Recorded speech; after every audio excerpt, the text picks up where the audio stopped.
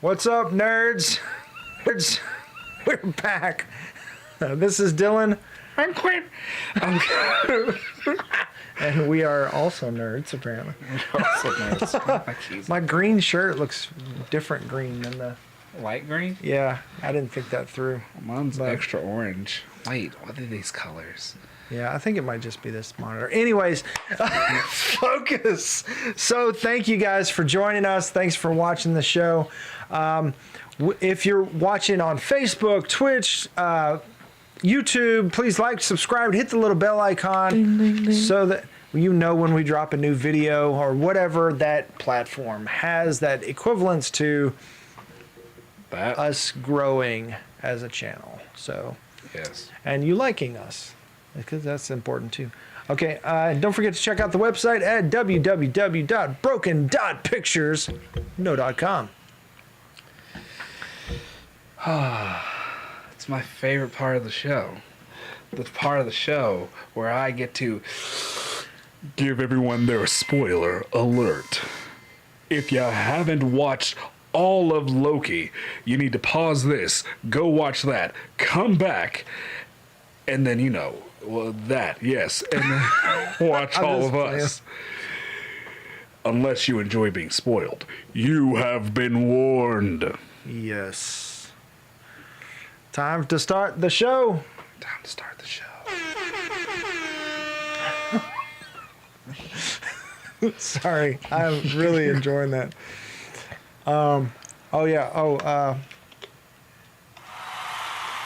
Thank you thanks for joining us today. So we're gonna start this properly. Are you not entertained?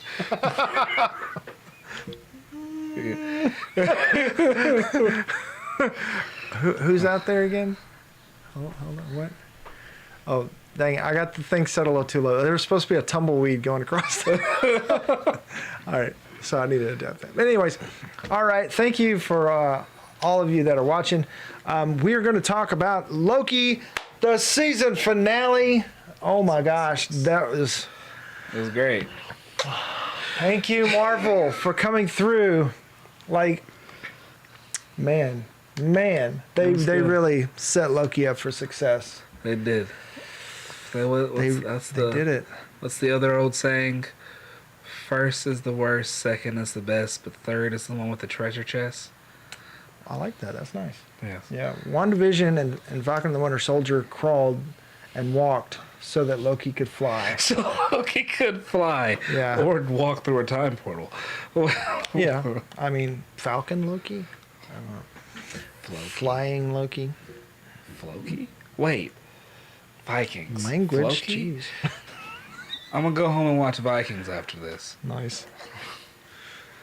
All right. So, we start out the episode, and Sylvie and Loki have made it to the Citadel at the end of time. At the end of time. But before that, like, we come up on the Marvel logo, and there's like all these different MCU voices, and then we're spinning out. Captain America and Peggy's theme playing in the back. Like, I think that's key. Yeah. And then we go into all these other real world voices, and we're spinning through the cosmos, and then we pull out of a black hole, and there's two universes, and then we spit up into another one, and there's Maya Angelou and Nelson Mandela, which I also think is really interesting because of the Mandela effect, which is another string theory, multi-dimensional conspiracy theory thing. Real quick. Mm-hmm. Rewind it just a hair My bad. I got to do it. Sorry. I don't control how long it lasts. Okay. It's obligatory. We have to do that. Obligatory? So at the sorry. Now I'm going to be thinking about it. At the end of the opening sequence, what was the Doctor Strange villain? That movie's come out for so long, I forgot his name. Okay. No. Nightmare? No. The one he fought in his movie. Dormammu. Nope, the other one. The one that's there for, like, the magician. Sorcerer he was fighting the whole time. I can't remember his name. I know you're talking about Michael Madsen's character. Yeah, okay. No, Michael Madsen? That's not right.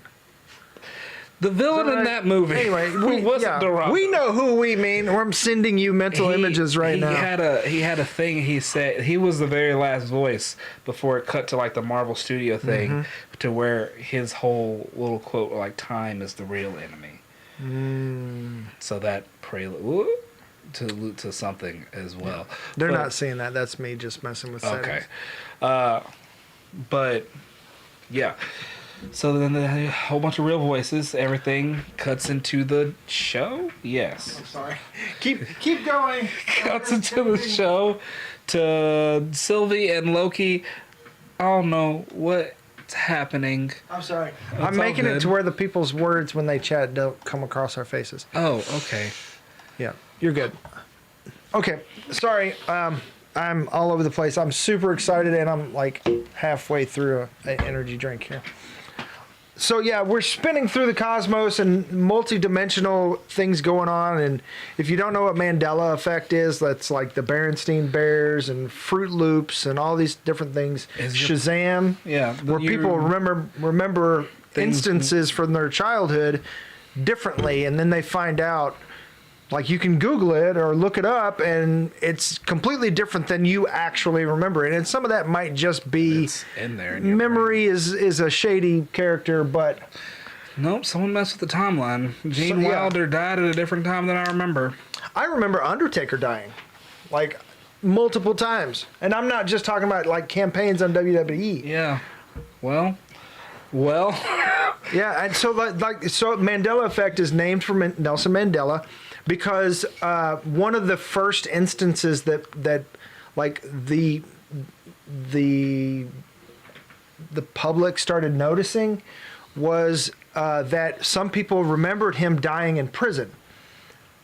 But in fact, he was released to prison and even became a political hero and helped abolish apartheid, right? Yes. And a very, very heroic person and an amazing person.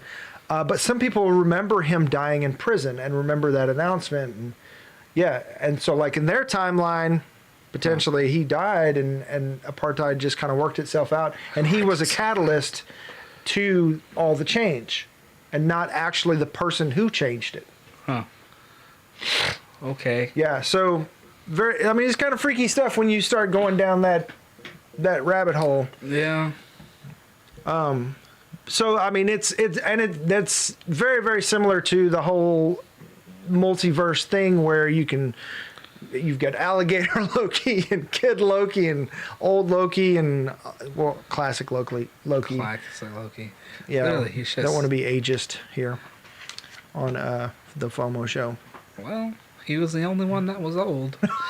I think canonically, not being it's ageist. old Loki in the comics, but so we're going through, and during all this, okay. So we already gave you the spoiler alert. If you haven't seen it, I'm sorry, too late. So we get a version of Kang. I mean, it's basically Nathaniel Richards. Is he Kang? He's the one who remains. He's the one who remains. Yeah. So it's a variant of Kang.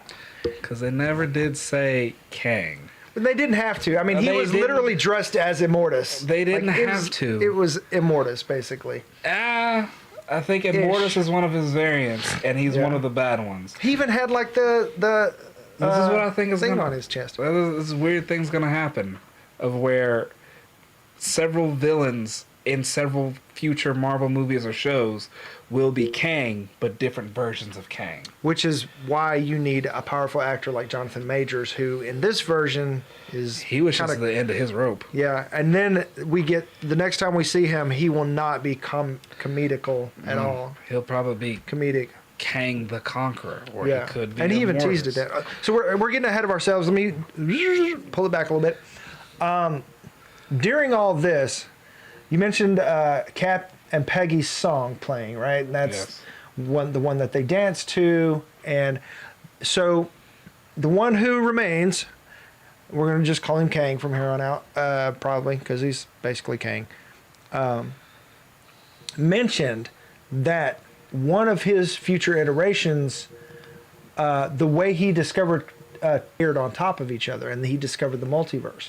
So, is it possible that Cap was the one, because this guy's from the 31st century, Cap was the one that created this divergent timeline that allowed the multiverse to actually start happening. But then he would have allowed Cap to stay where he was so that it could happen. Because he's planned everything up until that moment And before he it's got a sword. supposed to happen. Yeah, because he even gave them the option of, you can live in this same timeline and there's be 2 Lokis here. Yep. I'll let you kill Thanos. So, yeah, I mean, it's a pickle if we start thinking about it too hard. It's not a pickle, it's just, he's going to create...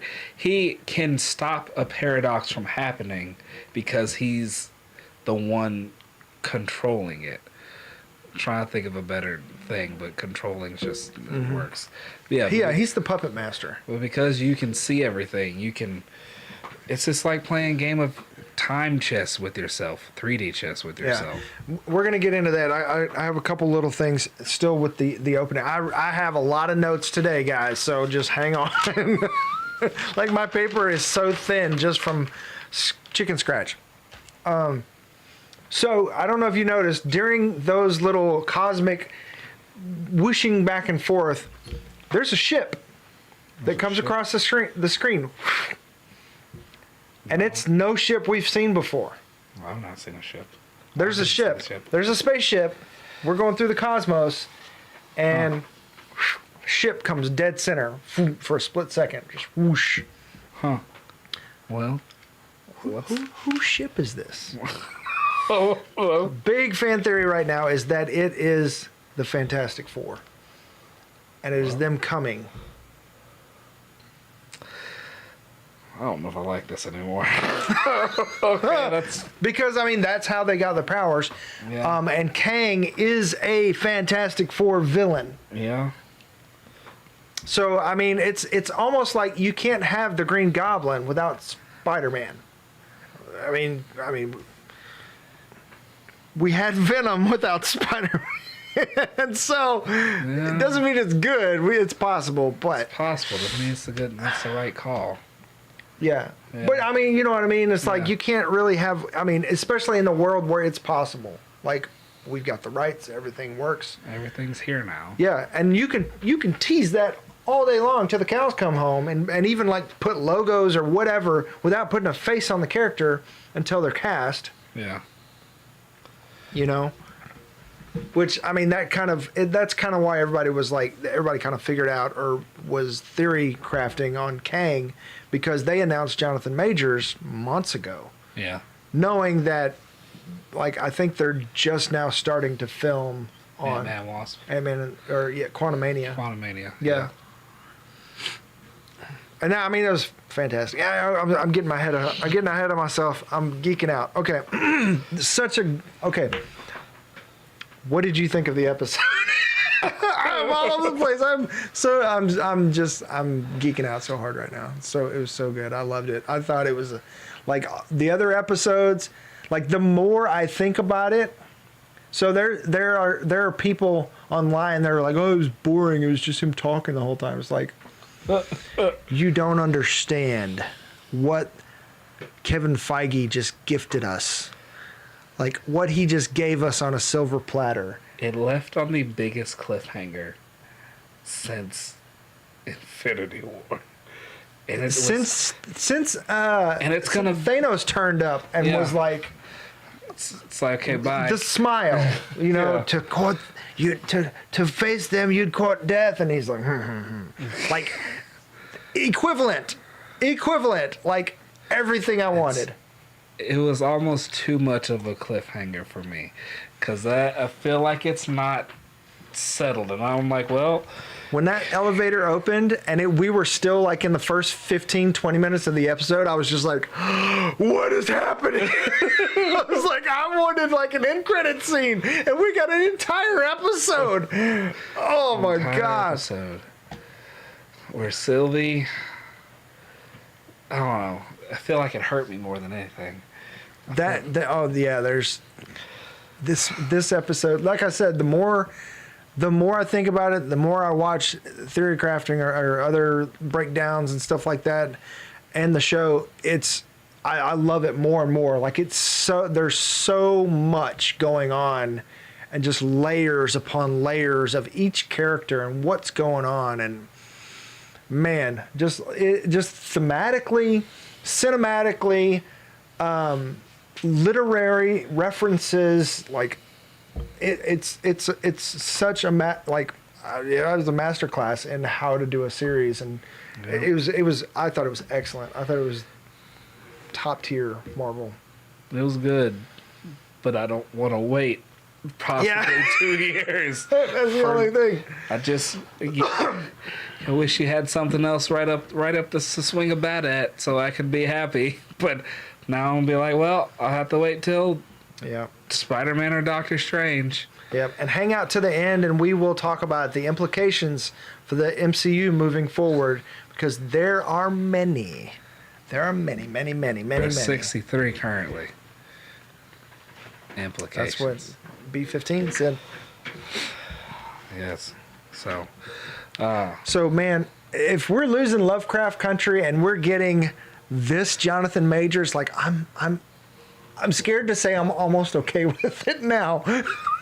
I'm not okay with it.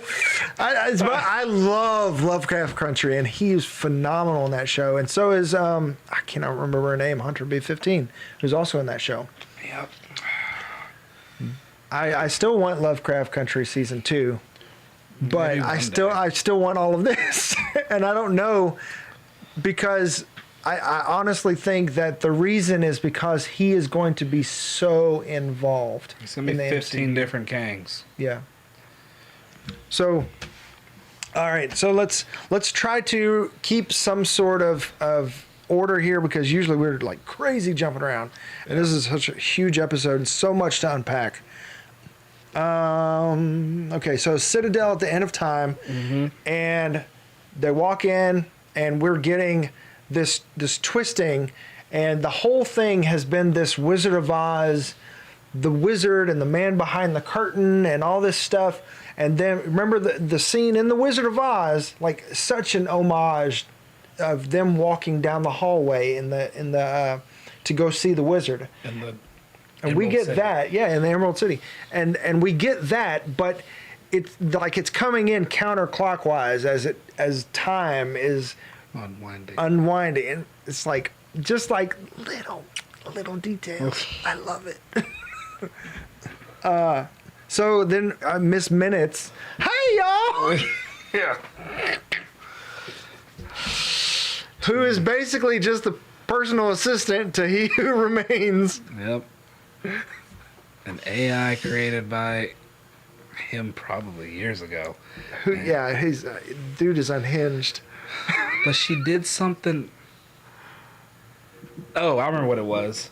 So, part of the way through his speech, I was like, maybe he is just a Loki in disguise, because Who, Kang? Yes, because He Who Remains. He Who Remains, because he was like, Miss Minutes thinks I'm a jerk, and the only other time was like when Loki. Well, he didn't say that. He said some refer to him as a jerk. Yeah. Because he said, what do you say? A king, a conqueror.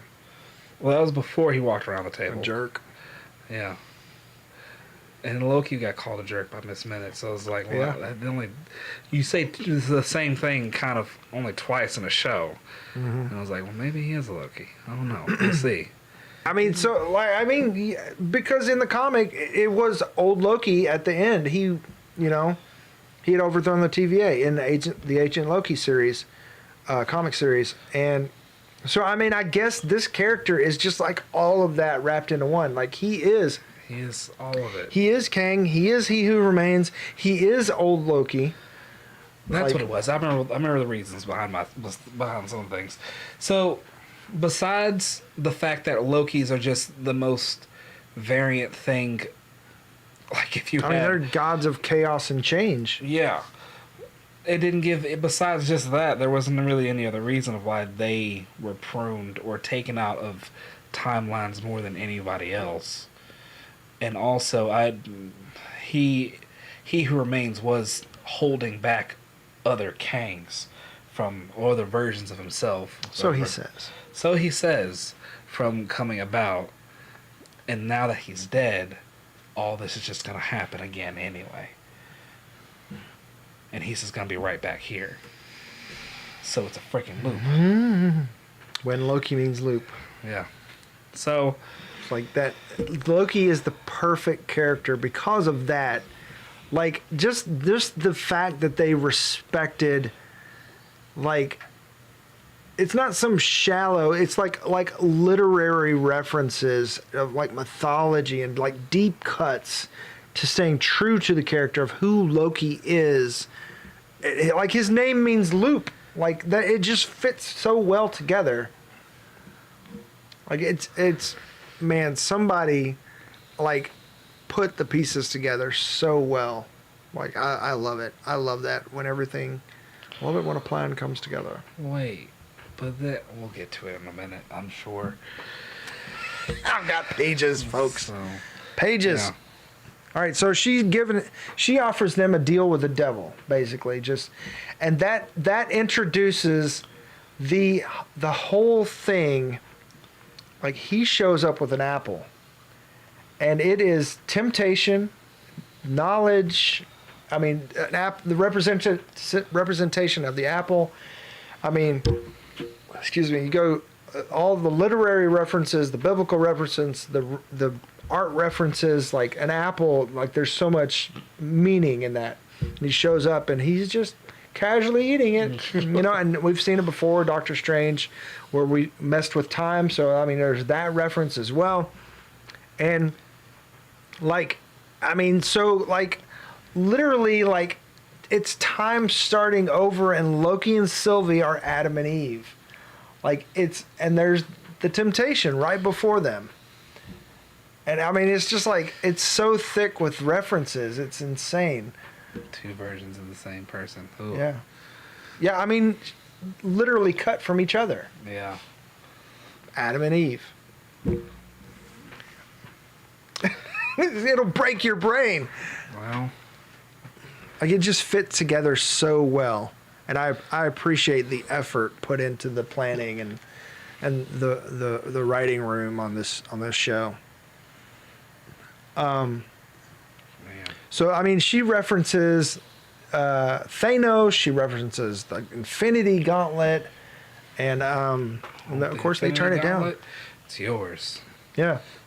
And there's a little reference there to just like a musical cube, like earlier when he was watching his reel, his life, and the music that was playing when he was watching the deaths of Frigga and Odin was playing at that moment. So he wasn't thinking about himself. He was thinking, well, maybe I could go back and see them again. Like, Maybe. I can save him. That's the way I interpret it. Or yeah. Wait. So it was like, yeah. This Loki has actually changed. Like, he has. He's further than the other Loki that got killed. Yeah. He's so different, and that's so exciting for season 2 coming up. What's gonna fight in season 2? Sylvie. Yeah, he's not gonna fight. So he'll be chasing Sylvie, if anything, and she might be going off and trying to kill as many Kangs as she can. Yeah. And I mean, does this confirm her villain status? Is she a villain? I don't think she's a villain. I don't know. Because she, in her mind. It's hard to say when you're telling a story from the villain's point of view. But from his point of view, he wanted it to end. He just gave them two options of how it to end. He is like, either one, I just dip out, go chill on a beach. Two, you stick a sword through my chest, I end up back here anyway, and we do this all over again. So they had two options. None of them were inherently evil, but Sylvie was bent on... Well, he said basically, do your evil for good reason. Which is like, it's so twisted, and like, it's checkmate. Like, he's got him. He's got him. Like, I mean, like he said, Gambit, That's it. I don't believe it. She was just bent on revenge for the life that she lost. Yeah. So- And also, that scene right there is probably where those little cuts from the trailers of King Loki, and then Loki back at in NYC, where he looks into the mirror and he's like, glorious purpose, and kind of leaves again, where he's. So that could have been meant for him to be like thinking about that or something, and it just didn't get edited in. Yeah. Happens all the time. Plus, Marvel is very, very deceptive with their trailers. Yeah. Put things in there that don't happen or don't exist. Yep. Like the first trailer for Thor Ragnarok, where Thor is in an alley and Hela shows up. Yep. Yep. And he has his eye. And then Infinity War, where we see Hulk running, and he wasn't even there. He was like Mark Ruffalo in the Hulkbuster suit. Yeah. Yeah. Which is a whole scene of how they fuse together that I discovered not too long ago. It's probably best they took it out of the movie. It would have been 5 minutes of like them arguing and then them coming together, and then Black Call, whichever the one with the big hammer was, comes up, and it's not Obsidian Black. It is Black Obsidian. Comes up, and then he busts out of the Hulkbuster armor as Hulk, and now he's Ruffalo Hulk. And then he sees Black Widow. She tries to do the thing. The sun's starting to set, big fella, and he's like, "Nat, it's okay. We worked it out." They were going to do that? Yeah. Ooh, wow. That would have been... The only thing that wasn't there was like the texture color, like he was in the whole suit and everything. Wow. Yeah. Maybe they just thought that was too much. Yeah. So there's like, skip it. Let's put it in game. Yeah. Endgame was dark. That would have been too hopeful. So. Reverse that. Infinity War was dark. Endgame was fan service. Infinity War was my favorite. I loved it way more than Endgame. Infinity War was great. They got to fight a whole Thanos. He destroyed a couple moons. You know, he was like, "I'm just gonna wear my T-shirt and go handle business, crack his knuckles, and start plucking him." Because he took his armor off after he beat Hulk up. He was like, "All right, I don't need this anymore." Yeah, and he's a brawler, man. Yeah, like not a brawler. Like Hulk is a brawler. He's precision. He's a fighter. He can throw hands. Yeah. Hulk was like, "Wait, hold on. You know Krav Maga? Hold on, my instructor didn't tell me this." Like Conor McGregor out there. Treating Hulk like he was just a white belt in Cobra Kai. Okay, so another thing, Miss Minutes, after that, she shows up to Renslayer and says, "Oh, excuse me, I'm late," because she was too busy offering the devil's deal to them. "I'll give you everything you could ever want." So Miss Minutes knows everything. She does. Excuse me. Like called him out, like all these references, and no wonder Tara Strong was like teasing, like, "There's a lot more to it," like, because she knew it was in her. It was literally in her lines. Yep. So also, are you gonna talk about Renslayer?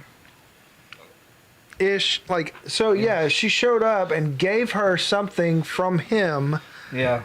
Which it could be He Who Remains, or it could be anybody else that is another puppet master, because like they said, it never ends. There's always somebody else. It's always somebody else.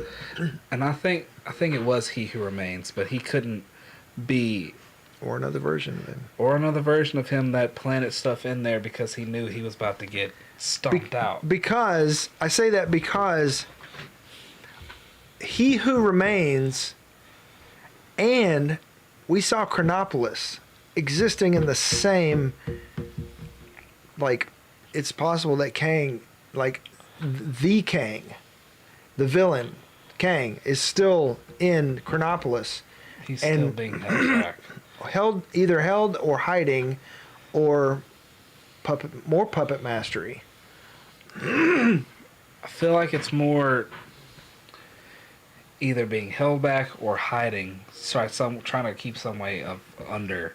We're waiting for an opportunity. Yeah. Yeah. So if he sees that opportunity, could it be possible that he sends Renslayer a secret message? Now's the time. But she doesn't know what's going on still. Exactly. She still doesn't know what's going on. She is so totalitarian and pro dictator. Like she's like, the only person who has free will is the one in charge, and I'm going to look for free will. Yeah. After she kicks Mobius's ass, like poor Mobius, he's like, "Oh, this is why you were a hunter and I was an analyst." Yep. He didn't get a jet ski. Yeah, poor Mobius. Season 2, and we know he's still there. Well, he didn't get a jet ski and he got a memory wipe. So, because time reset. And the TVA reset. Yeah. So the TVA, reset. which was, it's very crazy how quick it was. Yeah. Which, Have you ever seen Tim Burton's Planet of the Apes? yes. So like he goes through, he travels yeah. into the future and Then he finds out the plants, and then he comes back and he gets stopped by ape cops. Oh there's the scene where he walks up on the Abraham Lincoln Memorial, and it's an ape, like he's an ape, like so everything has changed. And the ape cops show up. I forgot about the ape cops. Oh, after that, gotcha. After Okay, that, yeah. Yeah. Which was everything changes, but you remember everything of how it was because you weren't there during the change. Yeah, it's the whole butterfly effect thing where, that theory is like if a butterfly diverts, the breeze off of its wings and the domino effect affects something else and creates a hurricane halfway around the world or something. It's like where everything is connected, even the smallest ripple. Yeah. And like in time, that's extremely dangerous. I mean, we know that from Back to the Future and basically everything else. And Rick and Morty, who is one of the head writers for Rick and Morty, wrote Quantumania. Don't step on a butterfly in the past or a bug of any kind. Or was it Doctor Strange? I can't remember. Multiverse of Madness. I can't remember. But he's writing shit in the MCU, and it's about to get weird. It's about to get weird. I mean, Val called it in Falcon and the Winter Soldier. It's about to get weird. It's about to get weird. I think she knows what's going on. Probably. I mean, could they be building? Well, they are building a Dark Avengers team to handle whatever else. But and if you've seen Black Widow, that's all I'm gonna say. We'll talk about that maybe next week. Okay, maybe next week. Just give people time to watch it, I guess, because there's some pretty big implications there as well, and where that's going, and in-credit scenes and all that jazz. Okay. Tie-ins and that's I said that's all I'm gonna say. I'm done saying. I've seen it. It was great. Go see it. I liked it a lot. I don't care what they did to if you didn't like certain things about it, but whatever. I thought it was a great story. Great story for character development for Natasha. Oh. So, yeah. Von Renslayer is just a puppet, and he couldn't be with her because he was too busy spazzing out. Yeah, and we found out who she really is. B-15 blew the box off of it, or blew it out of the box. She is a teacher. Yeah. Principal. She's a principal from FDR High, which is where the pin came from. Yep. And her name, Rebecca Termine, was the name that she took when she went back into the past to start her life over. Mm-hmm. And yep, canonical in the comics.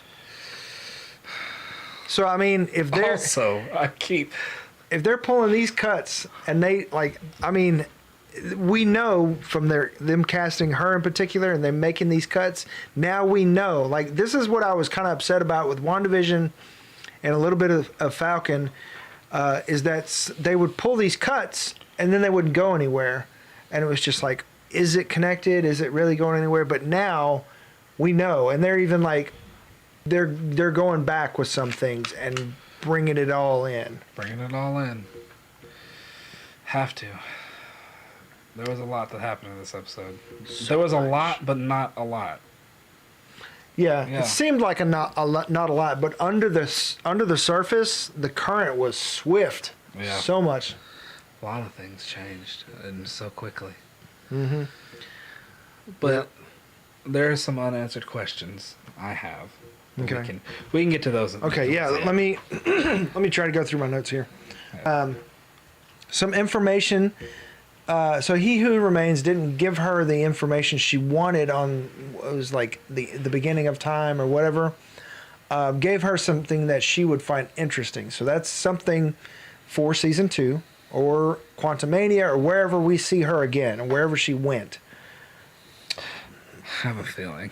I Yeah. have a hard feeling, because if this results in his death, he was super sure that he was gonna be right back here in the same spot, and he was gonna have to put an end to everything all over again. So he could have like planted the seed of what is supposed to start the chain of events of him being able to either imprison all the Kangs or stop all the other Kangs. Yeah. Which is Renslayer first. Yeah, and she's actually the perfect candidate, even though Loki and Sylvie got into the room with the guy.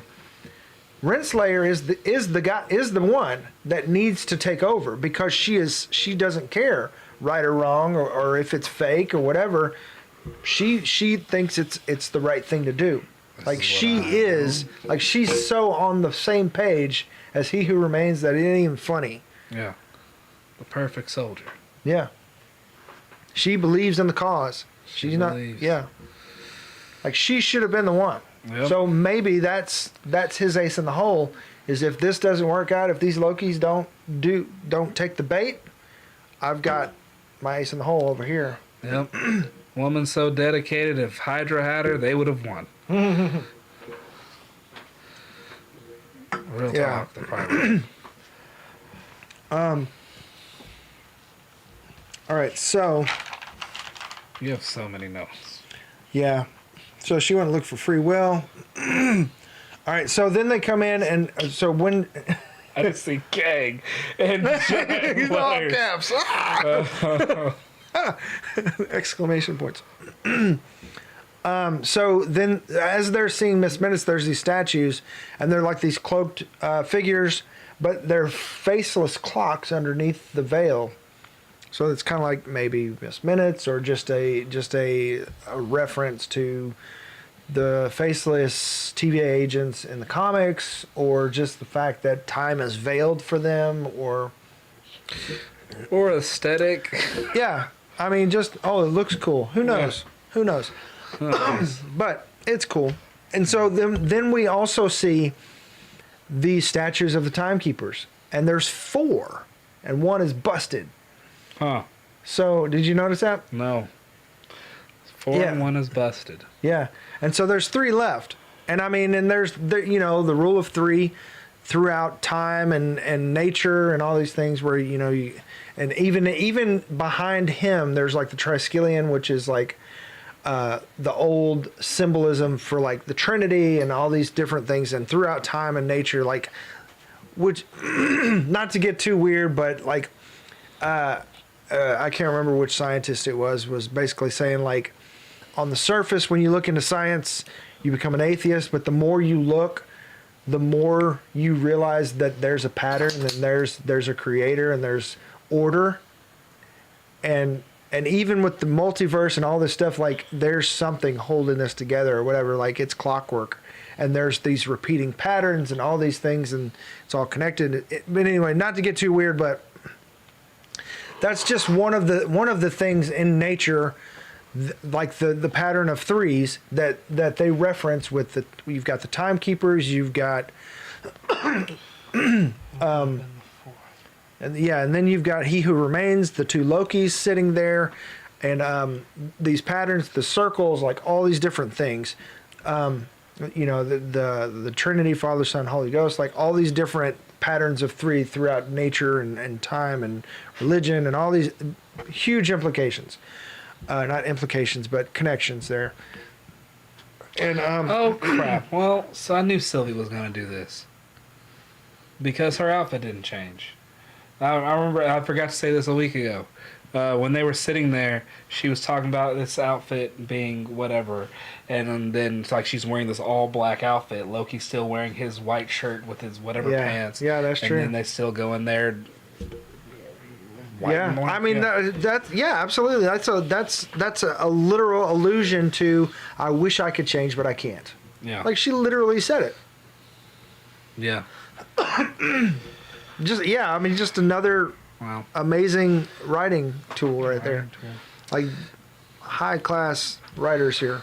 Yep. Like this, I feel like the same writer that gave the what is grief but love. Oh shoot! What did Vision say? Love. Oh shoot! They even said it in the intro to the episode. Anyways, I feel like they plucked that writer and was like, "We need you to write everything now."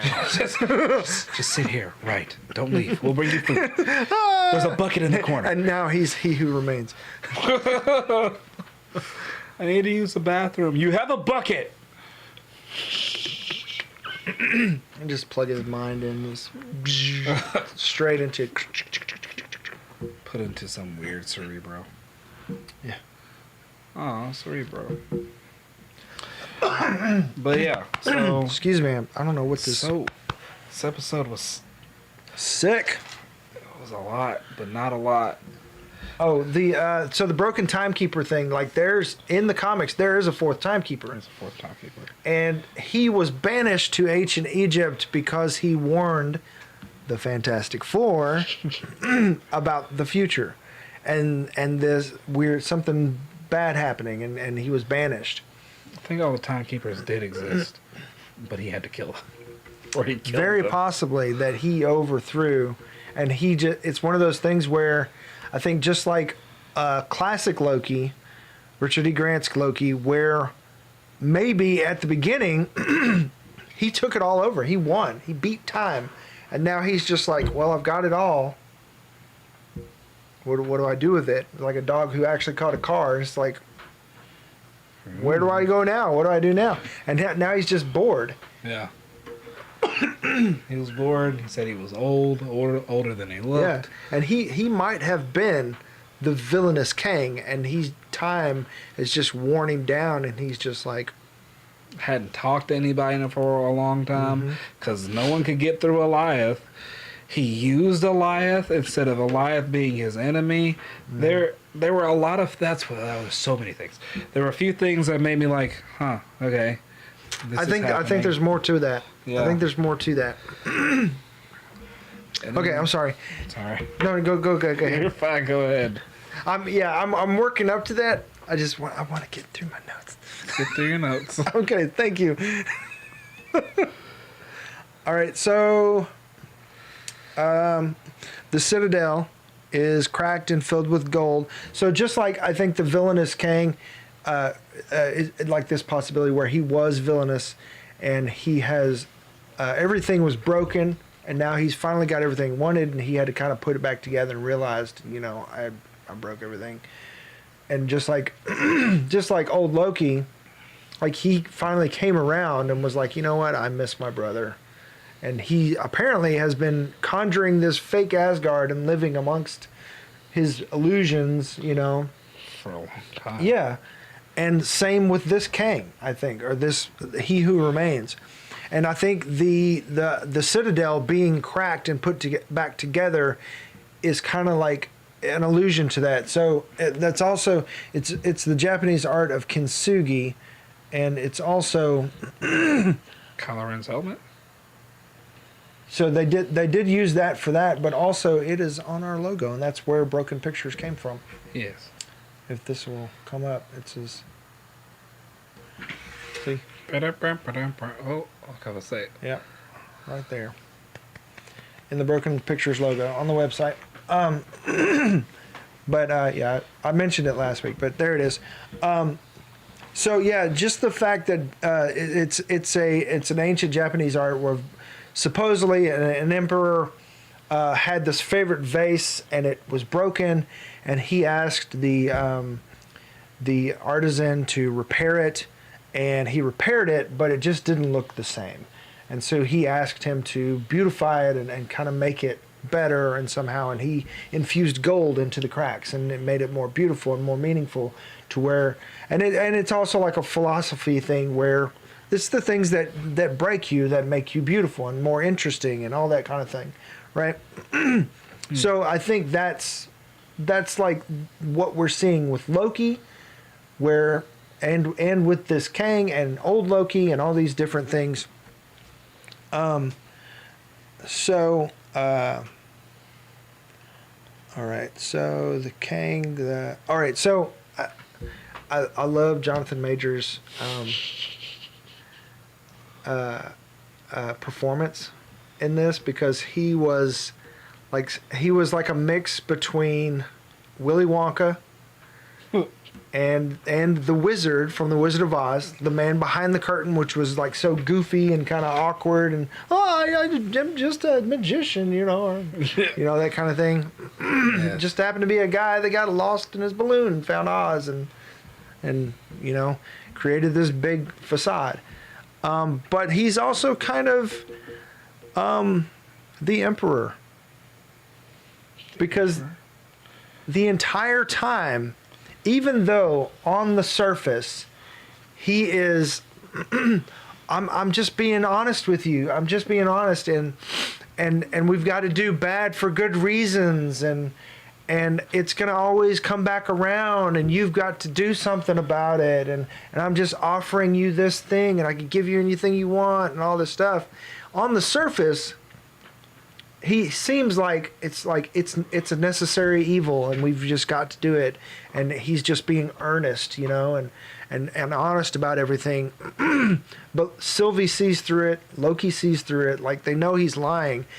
And the entire time, during all that, he's also driving a wedge between them and dropping things like, Sylvie, can you really trust him?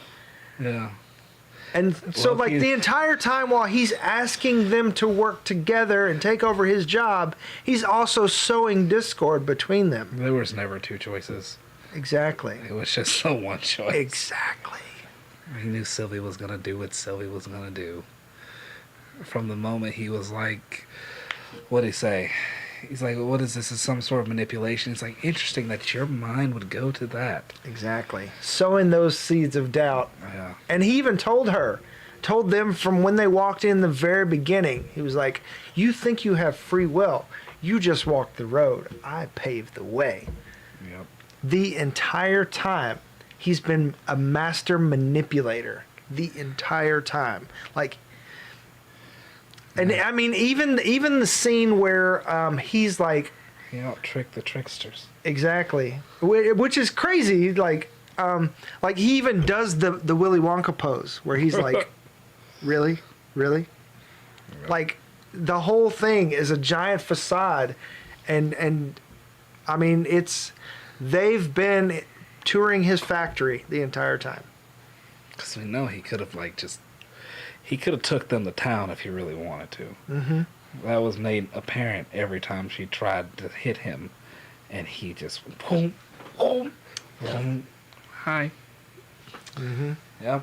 Yeah, and that's what I mean by just like, on the surface it's just like, man, that was just like he's just kind of silly and weird, but when you really start to read into it, it's like, what the hell? Like, this is so dark. Yes. Told you how you make it dark, Dylan. Yeah. So he teases, he offers, he manipulates, and he divides them the entire time. And like, his monologue and that whole conversation takes up a bulk of the episode. And it's just so masterfully done.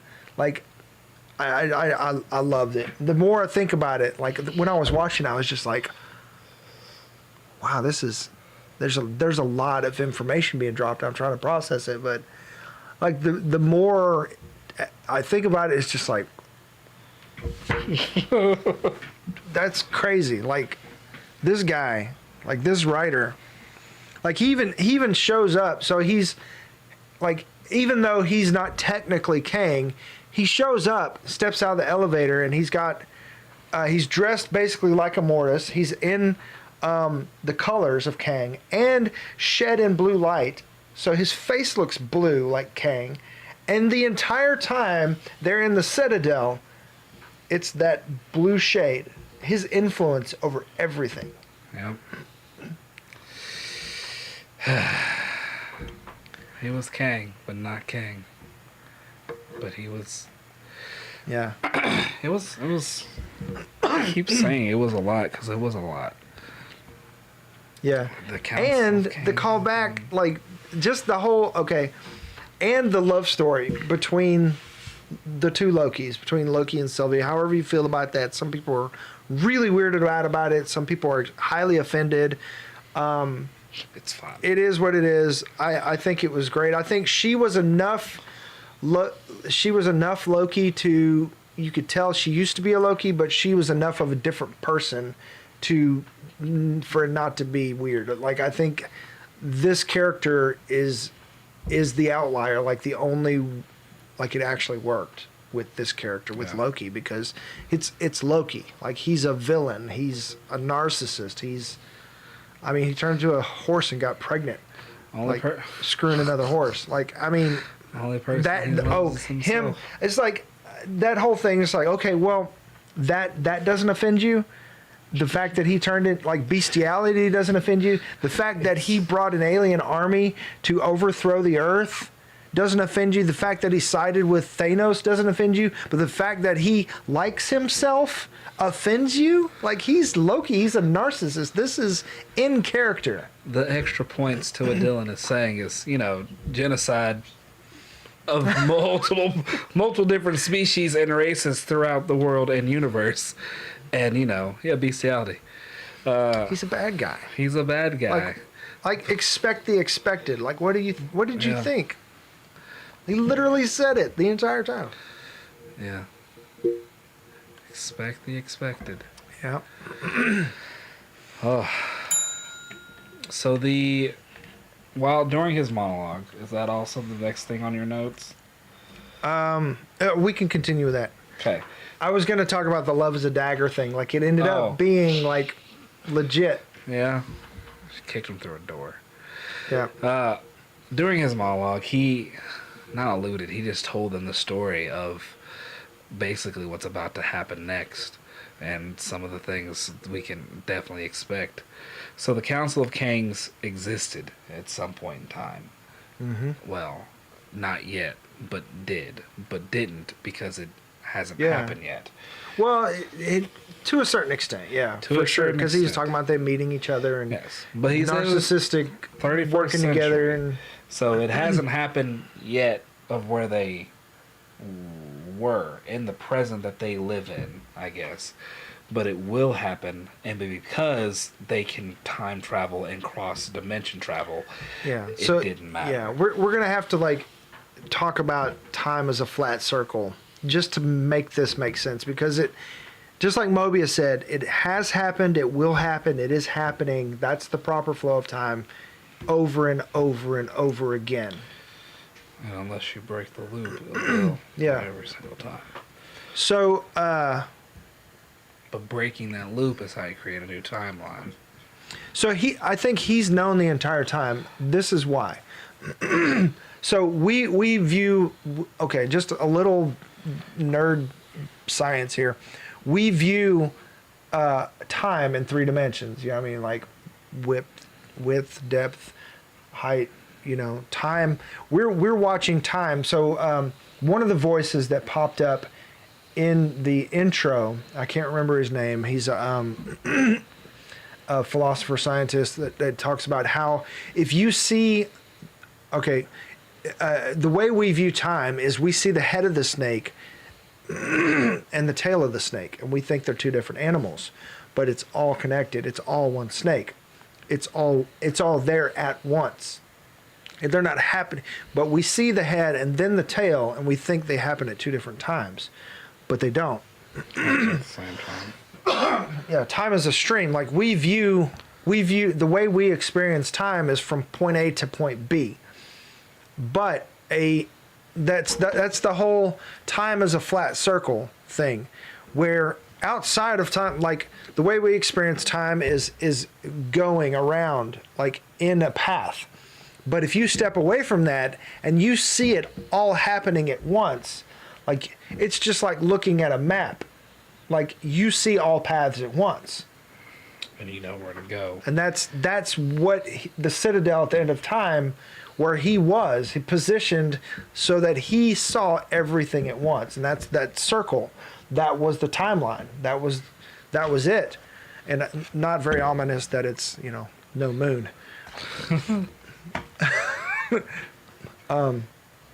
So I mean that's where Kang exists, where he's watching, and the TVA, they exist outside of time, and they're viewing. They can visit any point in time because it's all before them. Like I said, it's just like being in a trail or on a road versus pulling back and seeing the map and seeing all paths at once and then choosing to be on one. But it's time rather than location. It's a space and time.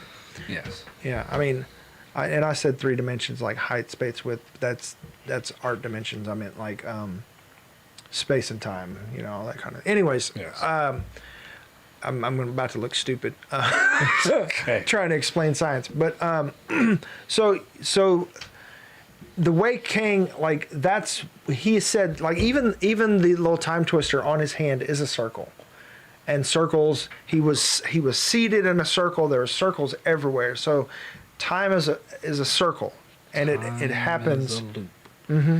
And even like when people get married, like the symbol of a ring is eternity and all that kind of stuff.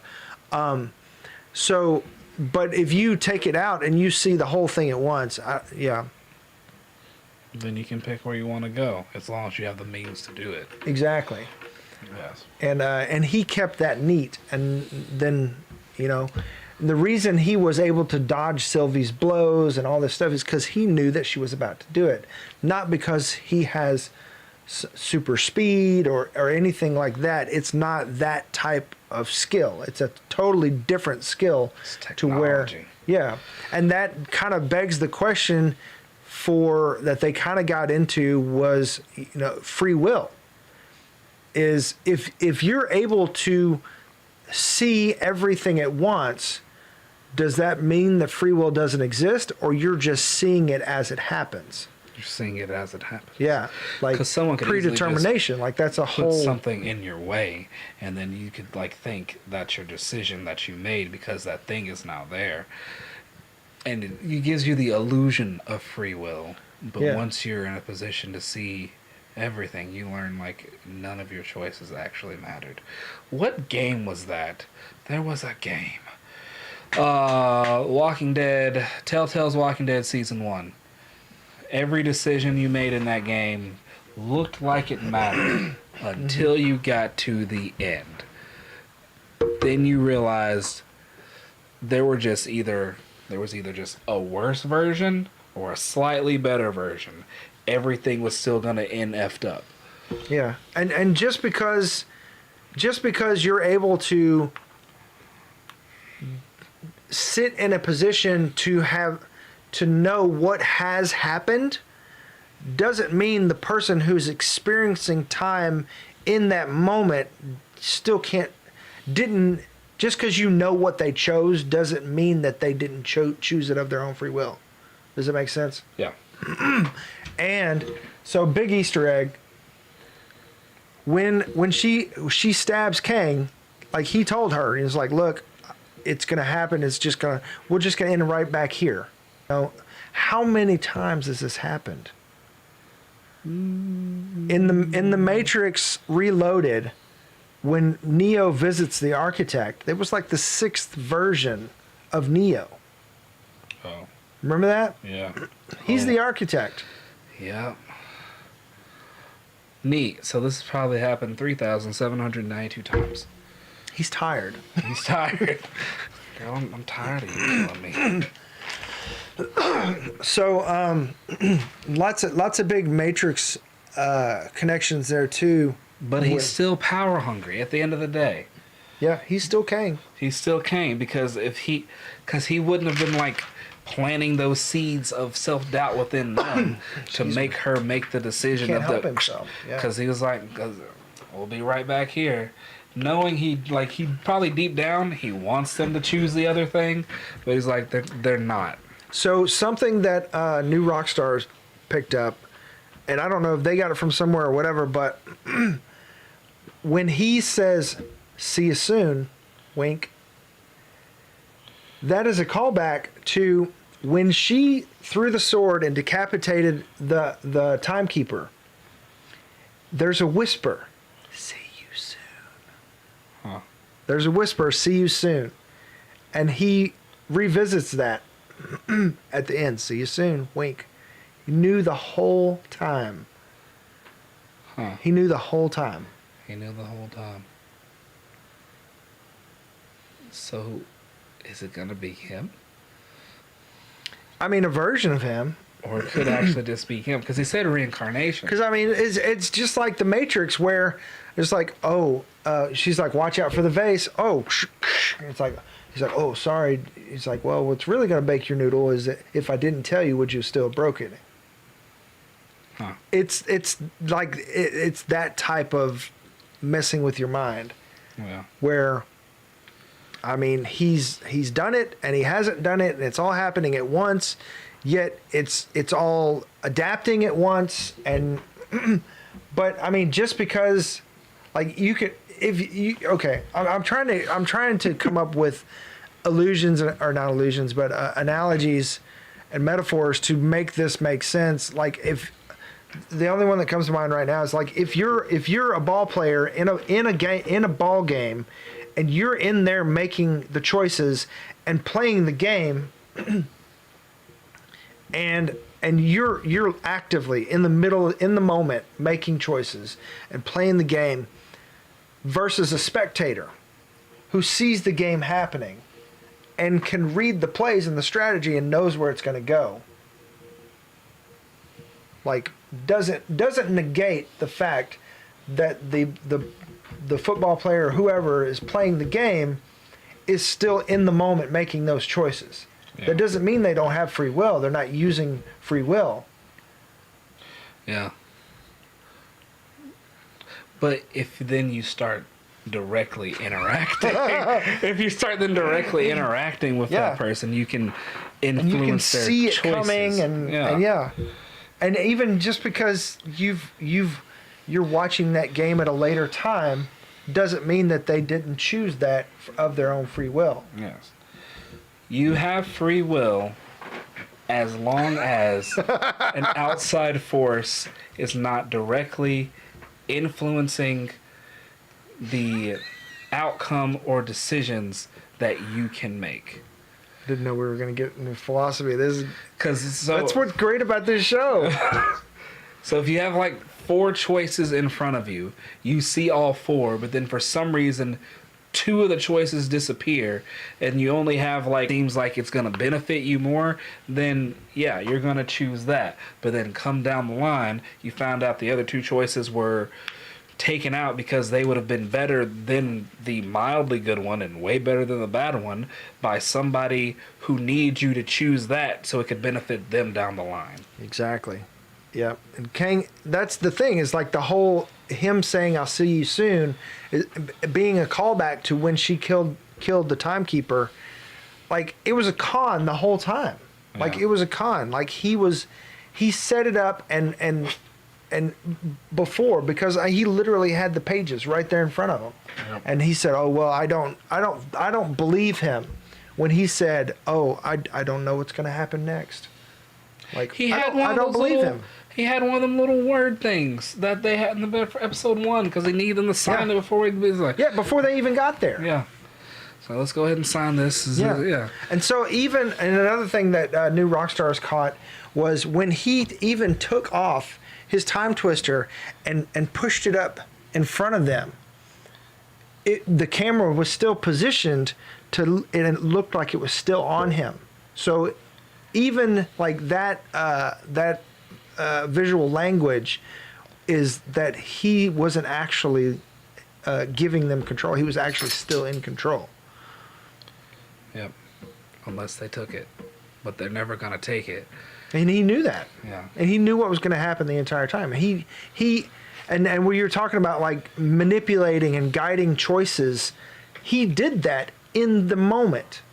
That's why I'm freaking out about how well written, because in the moment we see him guiding and manipulating them towards the choices he wants them to make. Because he knows them, and he already knows what they're going to do. And he knows how to do it, because he, just like Doctor Strange, in the moment that watched 14 million different versions, he knows which one's going to work. I can't believe that was the only one that worked. That's a whole nother thing. I think Doctor Strange saw farther into the future than he was letting on also. I think he saw probably like 10 to 20 years into the future in each one. Because if you can look at each one like a second a piece, it's really not spending like 14, 20 minutes to look at everything. Or each one like a second. Like 1 second, you can see the span of 20 years and like still remember it clear as day. So then you could see which one would work. So you spend 14 minutes and how many microseconds to look at everything. You come back. He picked that one of Tony dying and and Hulk doing the snap for a reason. Whatever that reason may be, we might find out later. Mm-hmm. But yeah, because Thor could have done the snap and he would have been fine. He would have been super fine. But Hulk did it. Hulk's one arm now. Iron Man's dead. Cap is retired. There are two versions of Cap. That Kang, He Who Remains. Like even in the intro, the version of Cap that we heard saying "I can do this all day" was like picked from him saying that to himself, because right after that we hear, sure you can, or whatever he said to himself after that, I can't remember. Yeah. But it was that version that we heard.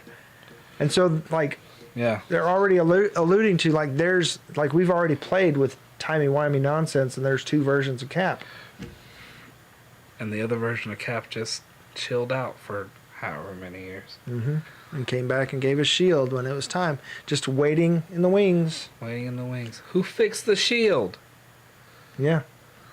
Did he go to He steal it, and that's the thing, is like he stole it from another timeline, so who's without the shield? There's so many like brain twisters. What if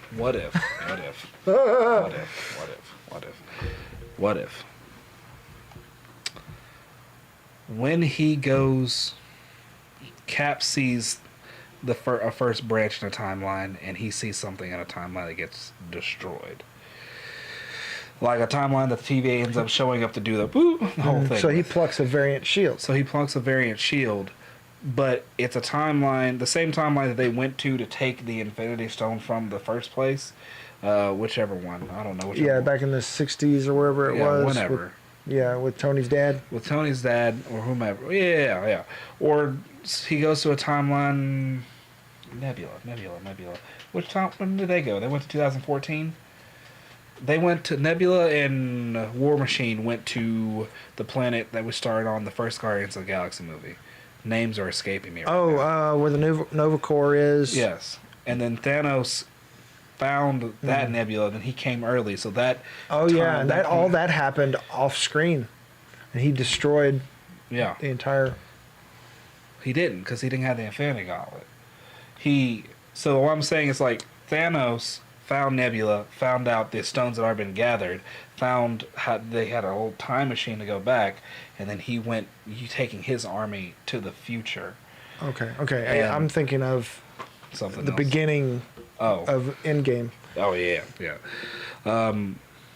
And in that timeline, unless he just came here like immediately after, which I think he did, he could have killed the Avengers beforehand, just to make sure when he comes back with the Infinity Gauntlet that he doesn't have to deal with them. Yeah. And Not to mention there are two versions of Thanos, and one never made it back to his original timeline. So how did the other one exist? That's the whole. It's not the same. It creates a diversion. It creates a variant, and so that's how. Because that one never stopped. That one still lived his life the same. Yeah. And this one became a variant timeline where he never went back. He never went back, where he went full throttle on the Avengers in the future and wound up, it was a 50-50 shot of who's going to win, and lost. So Yeah, there's different versions of time travel, and whether you're dealing with like Terminator time travel or you're dealing with Back to the Future time travel. Back to the Future time travel is dangerous. You Yeah. can't do nothing if you do Back to the Future time travel. Can't. Yeah, because mass, like you are literally yourself, and there are no variants, Yeah. and mass cannot exist in the same space, so you cannot meet yourself and One all of you that kind has of to stuff. die, Yeah, or you fuse together. One of the two. yeah. Terminator time travel is fine because It just keeps resetting and repeating. It's like Yep. you can't change what happened. It just there's a rock in the stream. It just flows around it and repairs itself. Yep. And you can, be your best friend's dad. Who else time travels? Time Machine? The movie where the guy's in the chair. Orson Welles. Yeah. Yeah. But he goes back in time. Yeah, and He goes really far in the future, yeah, too. yeah. He goes back and he just kind of observes the past, but I don't think he changes anything in the past. But then he goes to the future and it gets weird. Yeah.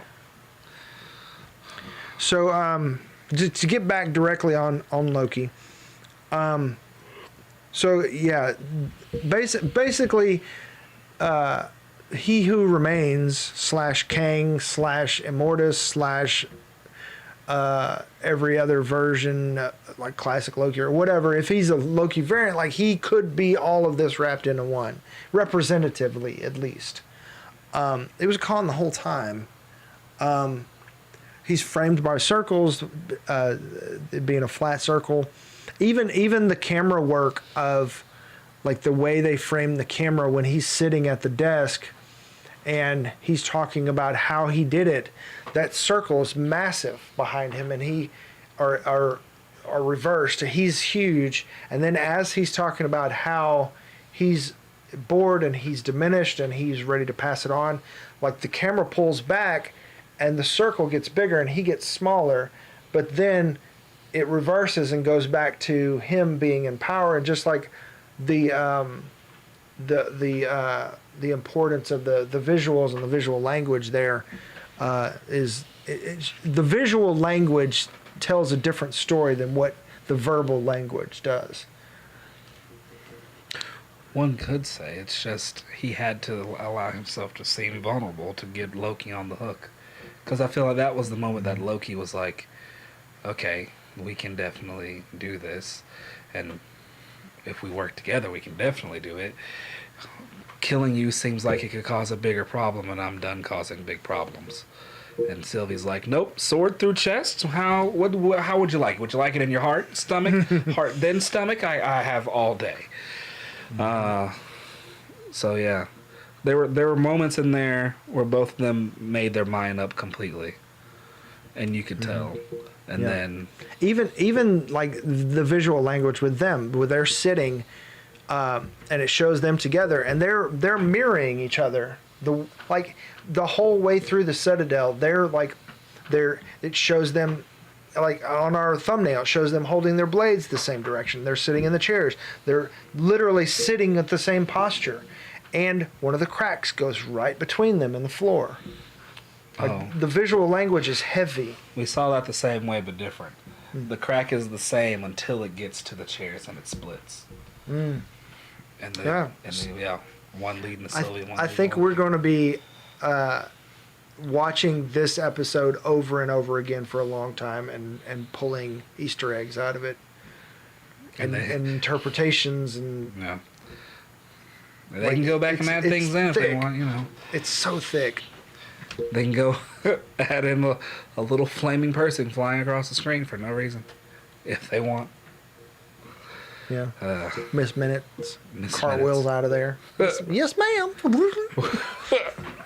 Where is she? Did she get reset? Is she fine?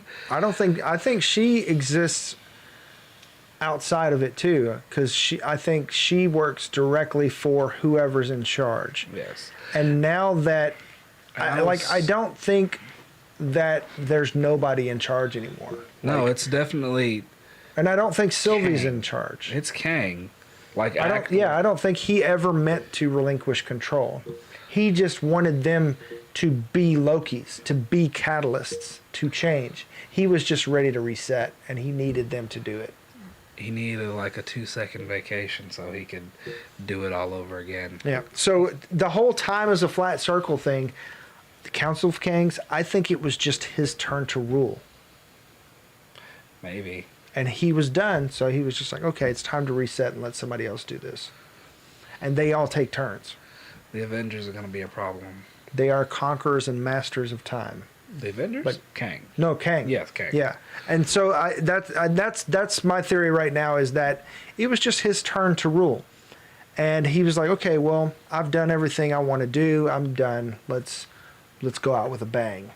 Yeah. And it set it up for the next one to take over and do his thing, and they do that. They just take turns over and over again, because we saw through his little diagrams of himself where the whole multiversal war was actually a thing. It was just himself, and he created the sticks and the little time reset things and all that. So, you ready for this part? So, with there being them saying that there were multiple versions of Kang fighting amongst themselves for universes, And he was everything. wearing his comic accurate outfit in one of those. I like that. Yes. I think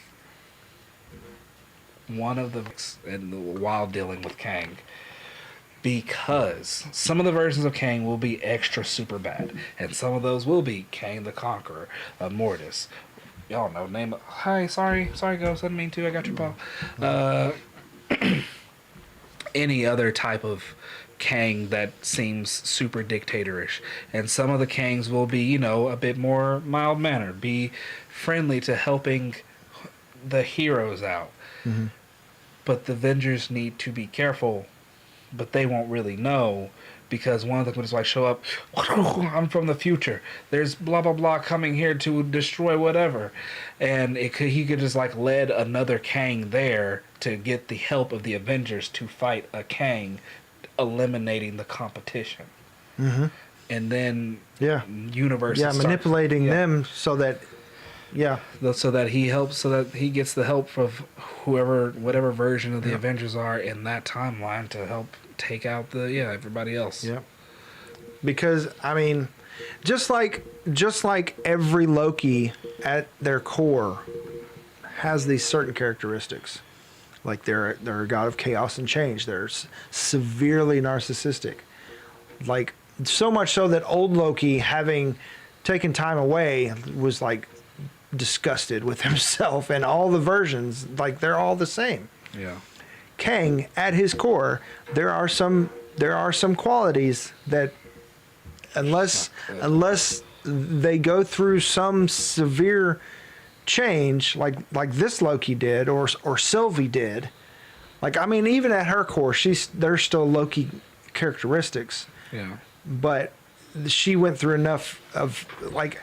So that's another thing with Sylvie. Like we could spend probably 20 to 30 minutes to an hour just on each character and what they've dropped so far. Like she just casually said, "I've been running since before you were created." Yeah. As they went in. Like she's been on the run. Like yeah, they live thousands and thousands of years. Which just means she hasn't had a teacher. She would probably be way stronger than him if she had a teacher. Yeah. And the implications of that is that the implications is that she's is just reestablishing that she's not going to change. Like that is it's in there. It's ingrained. It's so much more deep seated than we thought. Yeah. Because we see her as a child, and so they kind of wink at the fact or not the fact, but kind of wink and kind of allude that maybe like Loki grows at normal pace, but we don't. But then bring in at the end is like, oh yeah, by the way, they do have their normal over thousands upon thousands of years, and she was a child when she started, and all this has been going. And the Loki we know is thousands of years already old. Yeah. And she's been on the run since before he was even created. Before he was born. Before I was born. Yeah. So, like eons. I mean, like, there's no telling how long. How old she actually is. Mm-hmm. That was one of the questions we asked later, like earlier episodes. Why she's so weak. Like, hand to hand, she's... Like, yeah, no one can stop her. But when it came to, like, using more kind of things that she kind of mimicked from him, but, like, using the blast to blast him back, he used telekinesis to, like, yank her back and everything. Mm-hmm. But he just couldn't match her with a sword. Not for whatever reason, he just couldn't. Yeah, I also think he was pulling his punches pretty hard, too. Oh, yeah, he definitely was. Except when he was like, I'm just going to have to let you cut my head off and see if you do. Yeah. And if she was like as blind with rage. Man, her having the pen and the other items, she knew. Did she though? She knew. She had the pen. And he would, like, Mobius was like, oh, they've, so, like, and that's another thing. It's like, how many times has this been reset? She said, all those circles, you left all of those. She knows. How many cycles have we been through? Has she been through? Eons. She said they've been friends for eons. Yeah. He doesn't remember, where did this come from? I don't remember an alligator Loki. Where did this pin come from? Where did that come from? Where did this come from? And because she literally has a pin from where she came from. Like, she knows that they were variants. I think she knows. So there's huge implications. That could be the fact that she knew or found out where she come from, or any of this could be how she rose to power in the first place. She figured it out, and he was like, well, I'm not going to get rid of you. Mm-hmm. You just make sure everything stays in line. And that's why only she could talk to the timekeepers. But now she's pissed because she thought the timekeepers were the ones running the show. And she was in the inside circle. And now she realizes she's just a pawn too. And she's pissed. She won't a check. Yeah. Do they get paid? They don't get paid. Do they get paid? They don't get paid. I don't think so. I mean, and they get paid Would in you pay them? outdated 90s drinks. Or discontinued 90s food. Which is also why none of the Lokis in the Void would be unchanged, I guess, because they are outside of time, so they'll be outside of the reset. Mm-hmm. But yeah, I mean, if the Void could, I mean, so the Void is where the Citadel at the end of time and all this, well, I mean, they did pass through a portal, so I mean, it could be technically different. But the Void could possibly be like one of those places where everything is happening at once type thing, where like, even though you're watching, okay, well, this happened, then this happened, like it's the stream of time. Like you're watching things happen, but it's all happening at once. It's all happening at once because you had a ship show up from the 1960s, 40s, 50s. Something like that, yeah. Yeah. And then you had something else show up as well that was just kind of like, not random. But yeah, things kept showing up from different time periods. Mm-hmm. And then hot dog birds. So... Which they were frying over an open fire at one of them. Wonder how I guess that's how taste. they survive. I don't know. Chicken, probably. Chicken? Gross. Maybe that's why everything tastes like chicken, because they're all variants of chicken. No.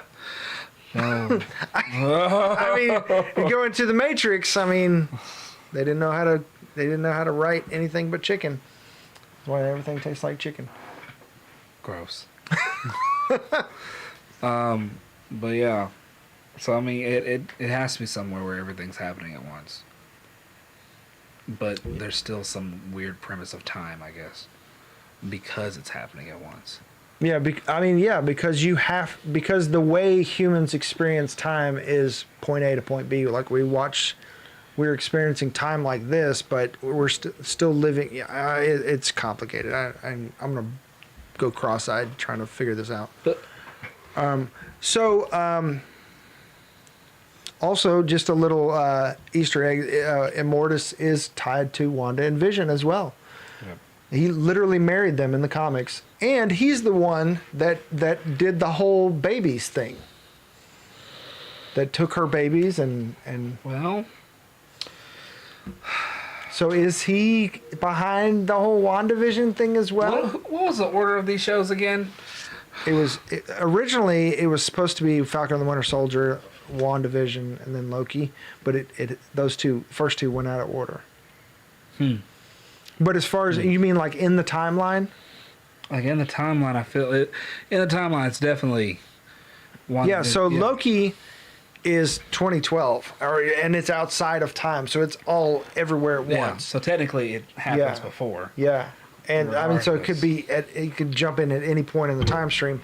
WandaVision happens immediately after Endgame, like a week, and then Falcon and the Winter Soldier is 6 months out after Endgame. And we don't know how long Wanda was out there at the mountains, doing her weird thing. Yeah, the end credit scene. Yep. So, yeah. It's Immortus, even though she has the Darkhold. Which is also implications for Blade and vampires and all that kind of stuff too. Which they've had vampires in the TVA.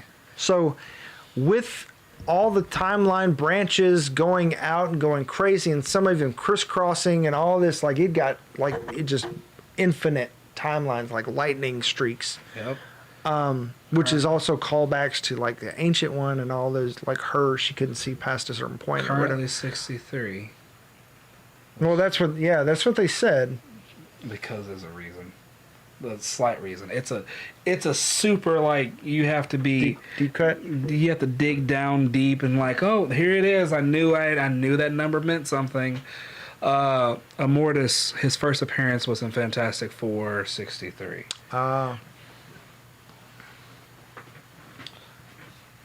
So. Okay, so so he gets back and Kang has conquered the TVA. Like he didn't even bother setting up the timekeepers. Like it's him. Yeah, it's just him. And Mobius doesn't even recognize Hunter B-15 doesn't even recognize Loki, and which is odd because Loki is still Loki originally. Yeah, what I thought. But apparently he's not like the one that they track down all the time. No, he's not an issue anymore. But originally, what I thought is that they were just other versions of those two. Is what my brain went to. Because the last time we saw Hunter B-15, she was like, hey, homie, we need to talk. Look who it is. And he's like, Judge Renslayer? And that's the last time we saw her until that scene. And the last time we saw Mobius, he got kicked in the face. He got knocked to the ground. That's what I think. Well, they were looking at all the timelines diverging at the screen. Yeah, okay. And they all came back. But then they were in somewhere else. They were in the library. They were in the library when Loki so when you look outside and there's all these different silos, could he just be in a different silo? And things are just, they're all working on different time streams? That makes sense. And they're all just different variants of each other? That would make more sense. Because if not, season 2 starting at ground zero. And we're having to start from the bottom.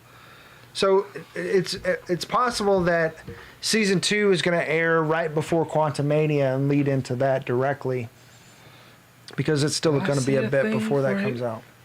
I saw a thing, I don't know if it's true, where like Loki's supposed to appear in Doctor Strange. So yeah, Hollywood Reporter is reporting that he will appear in Doctor Strange too. So I mean, We've got Wanda. We've got America Chavez, who has multi-dimensional portal power where she can jump dimensions. And that'd be handy. I mean, That'll be handy. And of course, Doctor Strange. Now, most likely Loki, because he's got to explain what's going on. Oh man, Loki's gonna steal a time stone, give it back to Doctor Strange so he can get his eye back. And I was wondering, how does Doctor Strange fight? Without it? Yeah. How does he fight a time villain? Problem without Yeah. it. How does he fight a time villain without his time stone? And even if he does have the time stone, does it matter? There are spells you can use that can allow you to manipulate time and forces of And he pulls it nature. from other dimensions and all that. Yeah. So I mean, he would be fine, but conveniency, time stone, please. Mm-hmm. So okay. So yeah, next time we see Kang, it's gonna be a whole different character, and that's the beauty of Kang, is that every time we see him, it could be a different version of him, and it could be a whole different character with the same face. And I think that's pretty awesome. It's gonna be good. Yeah, and I can't wait to see Jonathan Majors pull that off. That's gonna be fun. Once he fights Captain America with a sword, I'll be fine. There were rumors that Chris Evans was gonna make a return. Just fight Kang. I mean, one time. Of course, they're denying it online, but they're also denying that Tobey Maguire and Andrew Garfield were never on set for the Spider-Man if you movie. really want to send the man out, let him fight Kang and let Kang kill him. He can be a different timeline. That's a thing now. He could have a different face. We've can have a different established, face. even with Loki's, they were all Loki, all different faces. All different faces. We could recast, and which would suck. But what you gonna do? I mean, he can appear for one movie and die. I just want to see a major villain kill. Or recast him and then have him come back. That would be fun. So he can meet himself. Yeah. Okay. Just like a fan Variation. service thing, just he's gonna do one last Well, team we're up. probably gonna see what's your face. We'll probably see a version of Bucky as Captain America now too. I mean, we got Sam, and Cap 4 is coming with Sam as Cap, with Captain Falcon there. Captain Falcon. So I mean, there's huge implications going forward. T'Challa. We got Loki and Doctor Strange too. There's so many movies and shows in the pipeline right now that it's confusing. Used to, you could count on one hand for the next 5 years what was coming out. Dylan, we finally get Tom Cruise as Iron Man. No. No. He hates that Hell no. so much. Hell no. He can just sprint his way out of here. Get to see Terrence Howard as War Machine again. So I mean, they kind of owe him that. They did him wrong. They did him dirty. They did him dirty. He didn't even know that he was recast till he read it in the papers. And he's like, If they super next want time, to, baby.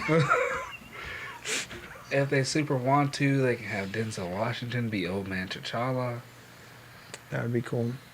So I'd cry. we could do a whole nother hour. We're already almost an hour and 40 minutes or something. We're deep. We could continue. There are so many, because there are so many timelines right now. They could bring in, it was all connected before. It's super connected. It's all. I'm talking about Sony universe, because we know multiverse with Spider-Man. Yeah. No Way Home. No way. Doctor Strange is appearing in Spider-Man. Yep. With a shovel Confirmed. for some reason. Huh? With a shovel for some reason. Oh yeah, yeah. Why does he have a shovel? That's what I want to know with the Funko Pops. Why has he got a shovel? Wait, didn't we see a shovel in this show? We did. I don't think it was the same shovel. Probably the same shovel. You don't sew a shovel for no Oh reason. my gosh, dude! If they go back and revisit those scenes, and then we just saw a glimpse of after they left, I'm gonna shit my pants. Literally, I'm just gonna fall out on the floor and just Whoop! I'm just gonna. It's gonna just leak out all over me. I'm gonna have no control over my bowels. I need to evacuate my bowels. You're a D&D character. Gotta go to the restroom. So I mean, yeah, this is the way to bring in Fox and all that.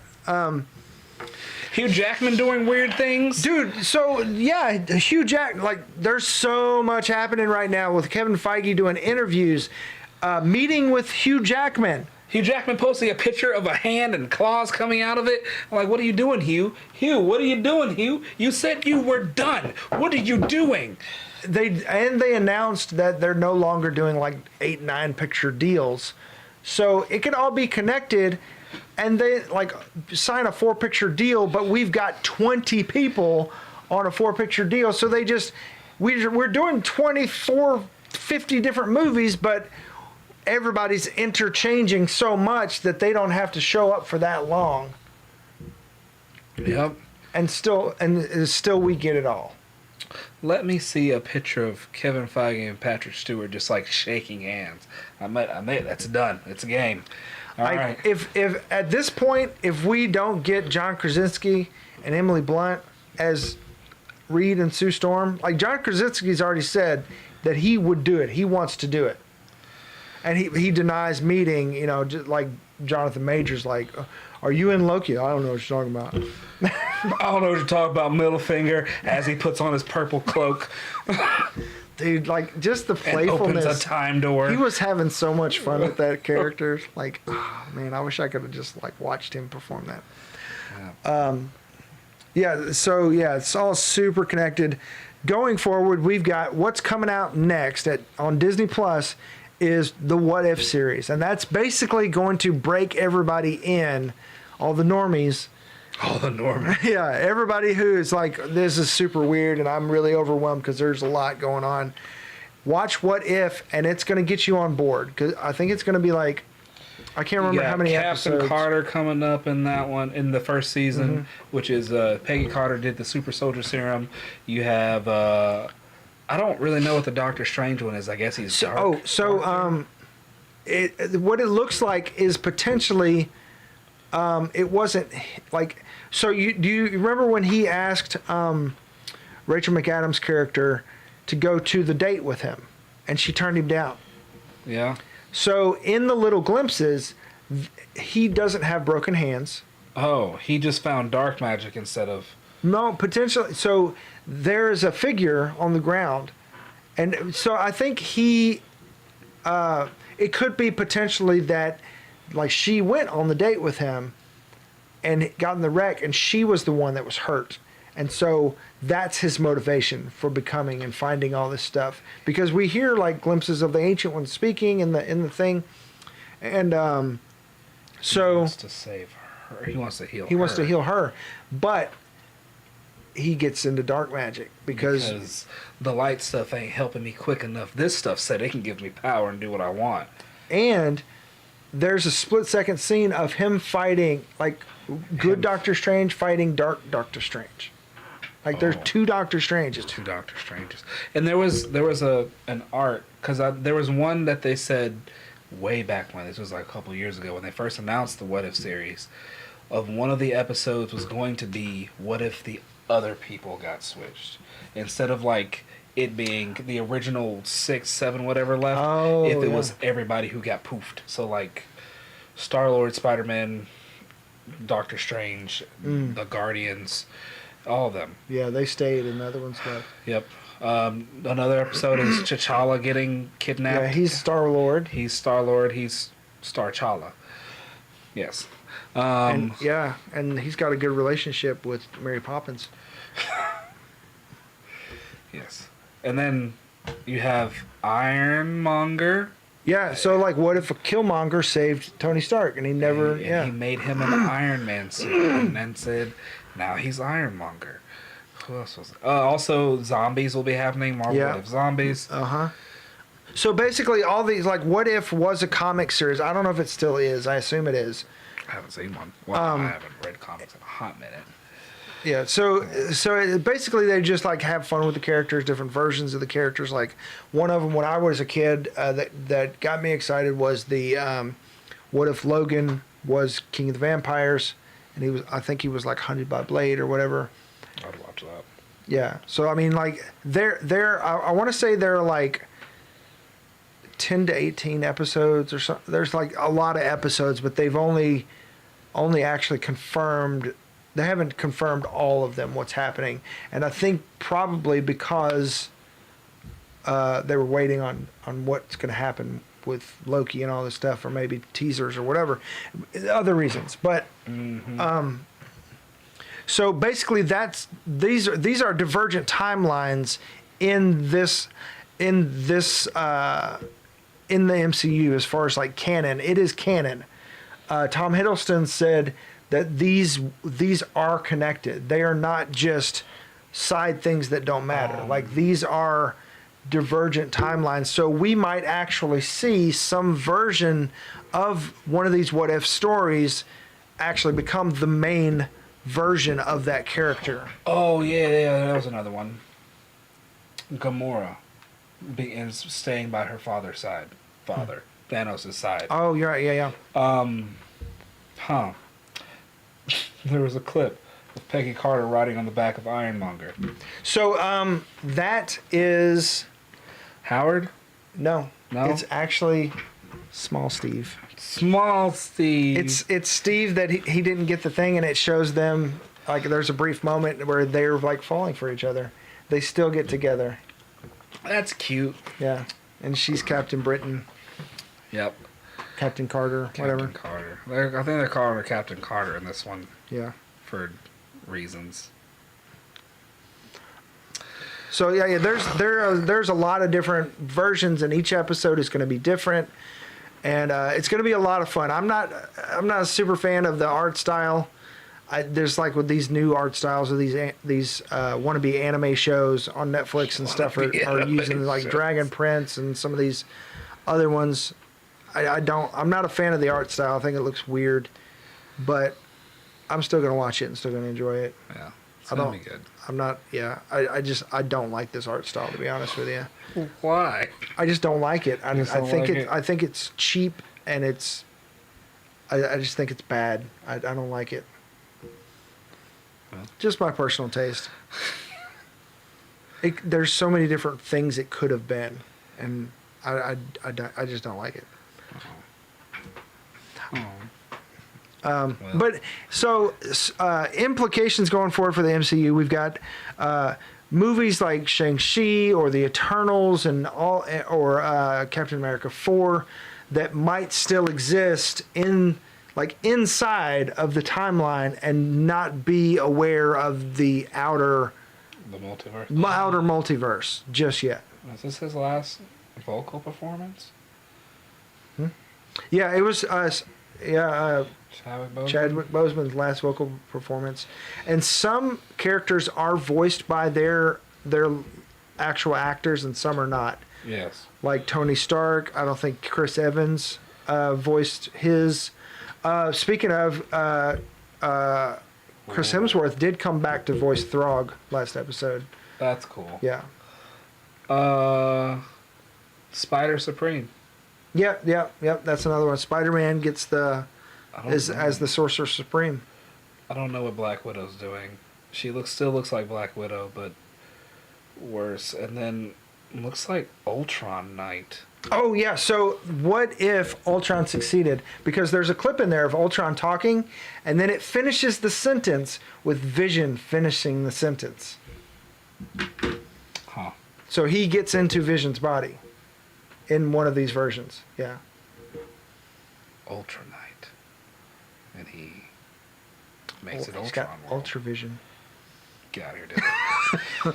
But anyways, there's so much to talk about, and so I think next episode we'll probably talk about Black Widow and how that connects, and other Disney shows that are coming out that tie-ins and implications and what that means for the character and all that kind of stuff. This is just like this is cake for me. Like, this is my special treat. I love this show. This is like everything I grew up watching with all the sci-fi nonsense and Doctor Who and all this. Like, I'm eating this up. This was my favorite. I like when things fight. It was a very enjoyable show for me. It's just, but it did its job. It set up what is to come next. And what is to come next, like I said when they announced the Eternals, it's about to get weird and Marvel, y'all. You're not gonna like it. Yep. So just to recap where everybody is, Renslayer is in search of free will. As far as like we're confirmed for season 2, Renslayer is off in search of free will. He Who Remains, Kang, is running the TVA. Mobius and B-15 don't know Loki. Loki is once again trying to convince everybody of what's really going on. He's a man out of time. Yeah, we've reset Loki as a different motivation. Sylvie is still at the Citadel, but she has the thing. We saw her. She has the thing. Yeah. So she can go back or go wherever she wants to go. But now that she's done the thing she wants to do, one of two things is going to happen. One, she's just going to keep hopping around from apocalypse to apocalypse because she has nothing else to do now. Mm-hmm. Everything is an apocalypse now. Everything's an apocalypse. Or two, she's going to go after every Kang she can find. Mm-hmm. Because now she has a death wish because she realized she effed up. Yeah, and I think another thing that was really nice about her character is after she killed him, it was another moment of, I finally got everything I've always wanted, and this isn't what I wanted. Yep. So I think we're about to see a big evolution in her character as well, where, we might even see her take on the moniker of Enchantress. And I would love for her to also be in Doctor Strange as the Enchantress and all that. It's a lot of magic, Dylan. So, also, I know that I'm like the multiverse. I'm going off in these branch timelines. Any show that we see from here on out, whether or movie or whatever, and now we know that the shows are not just some side fodder for extra people. They are. If you want to understand what is happening in the greater MCU, you need to know what happened in the show. Yep. I'm sure they'll recap for theater goers and all that kind of stuff, but for people who watch the show, there's going to be extra layers. Just like if you have been watching all the movies, you'll get it, but if you could still watch the movie alone and it'd be fun. Yeah. Excuse me. But these other shows that we're watching could very well be variant versions of the heroes we've seen. Case in point, Thor: Love and Thunder. Is this Party Thor? Party Thor. Yeah, it's a possibility. Or is this still connected to the timeline? Is it? Isn't it? We're dealing with Taika Waititi here. Timelines. And he has said, I shouldn't be able to make this movie. He said, I threw everything I could think of, put it together, and they let me do it. So it's like, this is the most insane thing I've ever done. For him to say that, I'm kind of excited, scared. I'm excited, scared. No, I'm just scared. There's going to be 90 Thors in this movie. We're potentially getting Beta Ray Bill, too, on top of Mighty Thor, Jane Foster Thor. Yep. Wonder if she's going to have cancer. She has to have cancer. It would make sense, and them just use the fact that the ether gave it to her. Yeah. Or she's just from a different timeline. Yeah, or just being around Thor and all those Bifrost gates and. Yeah. Because she's gonna have. Well, no, we haven't seen anything from her, so we don't know if she actually will have what version of Mjolnir she'll have. Mm-hmm. She should just have the original version, but the original version in the current timeline that existed no longer exists. Well, Cap had one in Endgame. He had to take it back. That's right. Nothing matters anymore. Nothing matters anymore. Like, she's from a different timeline where she does become the mighty Thor. I don't know. And how do you justify a villain? Like, now things are like so big. Like, how do you justify somebody like Gore the God Killer or the God Butcher, who, like, in the main timeline is just going around killing gods and Zeus and, you know, Russell Crowe? No, Russell Crowe is appearing as Zeus. So, I mean, he's probably just going to show up at the beginning of the movie and be killed off just to show how powerful Gore is, right? Yeah. So, I mean, how does that feel like a real threat when it's like, you killed him? Did you though? Did you? Because the way you have to go about that is, like what you said earlier, they don't know. Like, they're in the moment of whatever's happening in their timeline. But we do. And that's the thing, you got to convince the audience. I'm still going to love every second of it. I want to see them pull this off. And, man, it's going to be walking a tightrope. And I'm going to be there for every second of it. Well, you know who did pull it off first, Dylan? DC. Did they? Yeah, with Crisis on Infinite Earths. Okay. They pulled, the TV show verse. The TV show verse. The Arrowverse. Yeah. They pulled the movies into it. It was so good. But you know what happened after that? Implosion, as DC does. Yeah, implosion. Folks started leaving shows. They had to cancel timelines. Folks started saying bad things on Twitter, so they got fired. It got bad.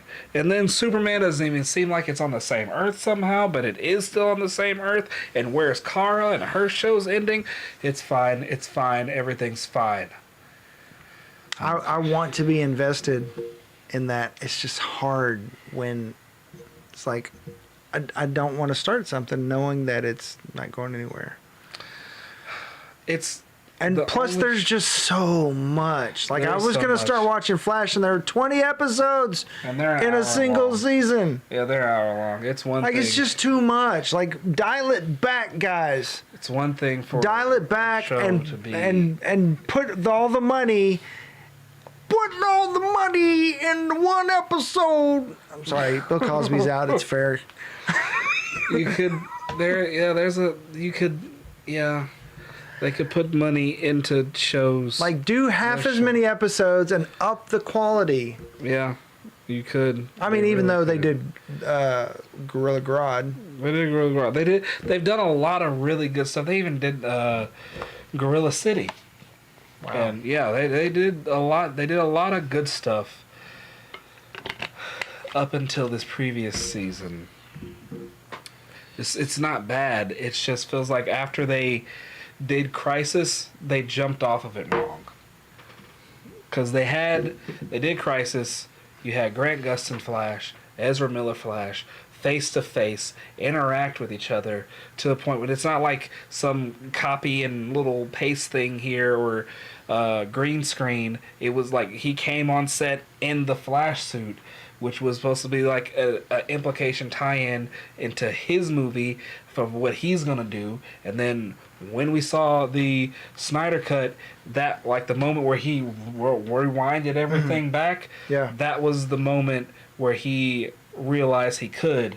And then later he's supposed to experiment, and then that's gonna happen. Flashpoint movie. Yeah.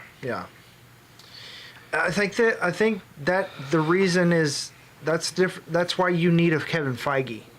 Like, you need a Kevin Feige. You can't have a committee. Can't have a committee. I think that's DC's problem, is that they have a committee. They don't have, like, so J.J. Abrams was supposed to be that person, like, come in and save the DC, you know, and all this kind of stuff. But I don't think. I don't think he's invested enough to only do that. And that's what you have to do. You have to only do that. Like, Kevin Feige's doing a Star Wars movie on the side, but they offer him he's been doing it long enough where he knows what he's doing. He's got a system in place that he can do a thing here and there. You know, it's got to take that time to get it in place, and it's going to start hopefully with the new Suicide Squad. And you can't put the cart before the horse, DC. You cannot have the Justice League without introducing the Justice League characters. You can only because the characters who are making up the Justice League, at least 3 or 4 of them have been around and like in so much, like they're just. I mean, so yeah, I mean, things. we knew. I mean, well, yeah, I mean, we've seen Batman umpteen times. You don't need a new Batman origin. We knew Henry Cavill, Superman, who should never go away. Should never go away. Never go away. Never recast him. There's a new Superman movie coming, and not sure it's going to be Henry Cavill. I'll be sad. I'll be sad. Because people, like a lot of people, want the Michael B. Jordan Superman. That's fine. That's fine. That's fine. Yeah, exactly. That's why, like, I'm totally fine with doing alternate versions of the characters, and that's fine. But if you're trying to establish a universe, you can't keep swapping characters out all the time. Exactly. Yeah. Well, we say that as we just talked about Loki and the multiverse. But the universe is already established. Thank you. And so that's the thing, is like you build it and then you tear it down and then you rebuild it and then you tear it down and then you rebuild it. But you've got the rules established. Like, everybody knows what's happening. Everybody's on board with how to play the game. You can't go in and say, okay, we're going to play baseball. What's baseball? You know what I mean? When they did Batman versus Superman, they had the chance right then to, like, do everything right and set it all up without giving everybody their own movie going in. Because even, like, the one thing, I talked to several people, they hated the Snyder Cut. But really? Yeah, I don't know why. They were. I mean, I don't think it was amazing. I thought it was way better than the Whedon cut. But so in that movie, the thing that it did better than. The thing that it did really well, I'm not going to say better than like any other movie. They did really well. There's some interesting implications. Yeah. I want to see where it goes. I want to see it finish. And they took a character, and while still having this whole other story going on, he had a whole character arc of introducing him and building him up. And it's like, okay, now this is who he is, and here's the final fight with Cyborg. And like Barry Allen, he kind of like was in there a little bit. It was more of like him learning instead of him just being like, oh, hey, I'm a kid, let's all be here. And then it leads into his movie. Like, you can have everybody come together and then have everybody disperse to then come together later. Yeah. Different.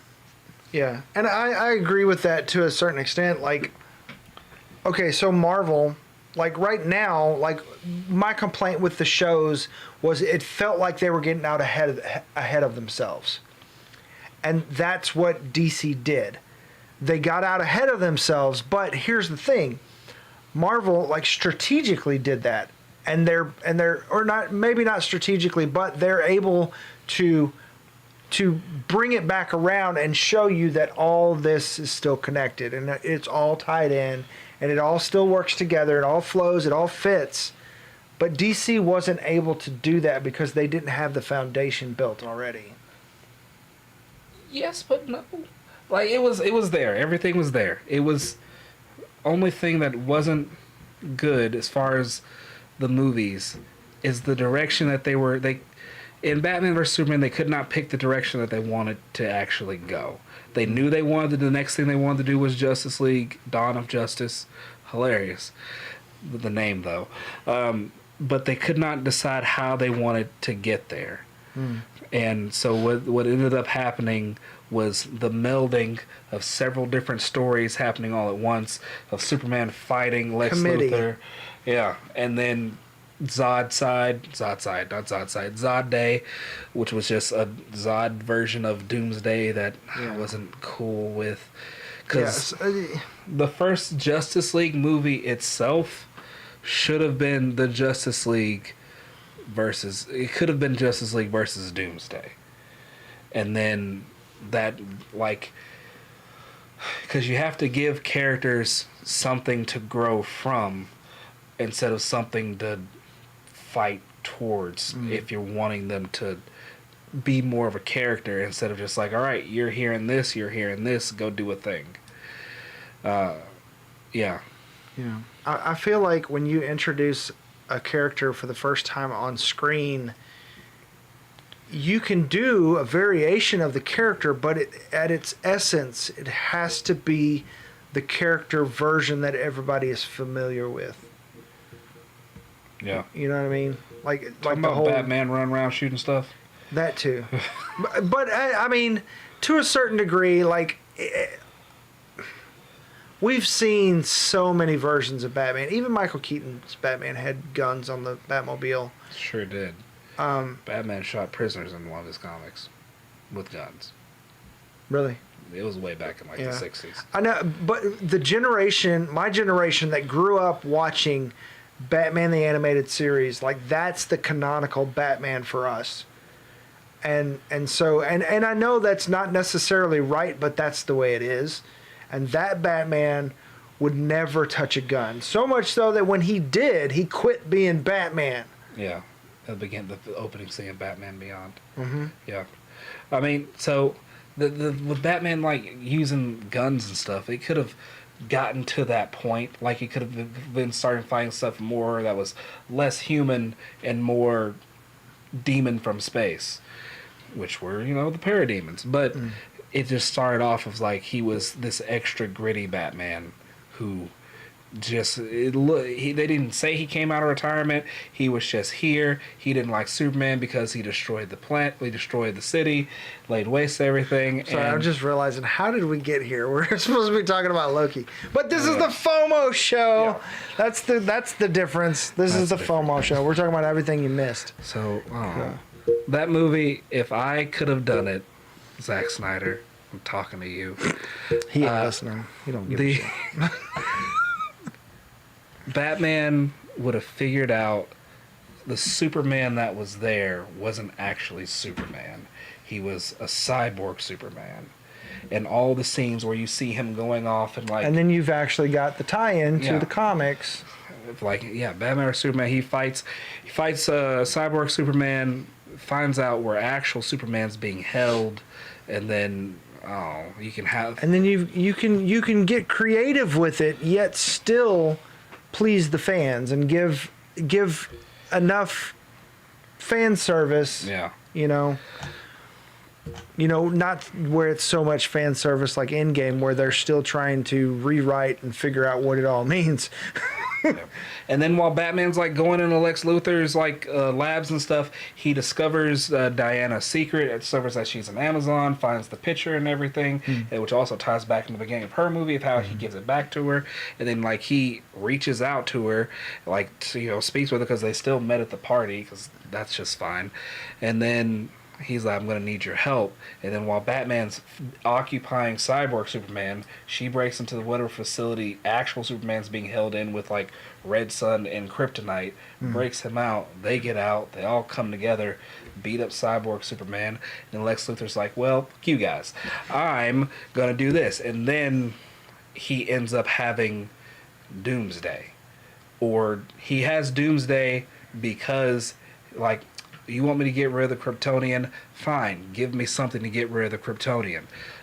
A boom tube opens up, and a pod just like comes hovering through with Granny Goodness leading the pod, and it's a Doomsday in there. It's like, this is a prototype. We don't know if it's going to work, but if you unleash it, you should probably get out of the way. And then, Justice League comes together to fight Doomsday. Then you still get the Superman Doomsday, where Doomsday's literally just going through beating everybody in the Justice League. And then Superman has to give his life at the end, And yeah, he still has like that one heartbeat a day thing. So, just real quick, who would you cast as Granny Goodness? Is Granny Goodness? Probably be a dude if I'm being honest. But Betty White or Get Out? Betty White or Get Out? I was thinking. I first went to Helen Mirren, but then I was like, Betty White. If Betty White's down to do it, that's completely like, fine. Size-wise, she's not the right size, but the personality. Granny Goodness in my head. Or You remember Roseanne? Dan and Roseanne? yeah, Roseanne. The guy, her husband, who played her husband in the show. The guy who played Dan. Yeah, John Goodman. Yes, I could not think of his name. John Goodman is Granny Goodness. Like gender bent, or just him like Hairspray version, just like in drag. Wow. You just blew my mind. I was about to say the mom from that 70s show. Oh, yeah. Oh, that's good, too. Yeah, those are all good. But Yeah. I kind of want to see John Goodman. John Goodness now. John Goodness. I really want to see John Goodness now. Like, God, like it fits every way. It just fits. Put a wig on him and his Granny Goodness. Like, I just want to see him. Oh, okay. You broke me. Okay. All right. That's all I got. So, man, we've been going, and we could go on and on and on and on, but that's why we have more episodes. Yeah. So don't forget to like and subscribe at whatever medium you're watching us on. Don't forget to click that little bell.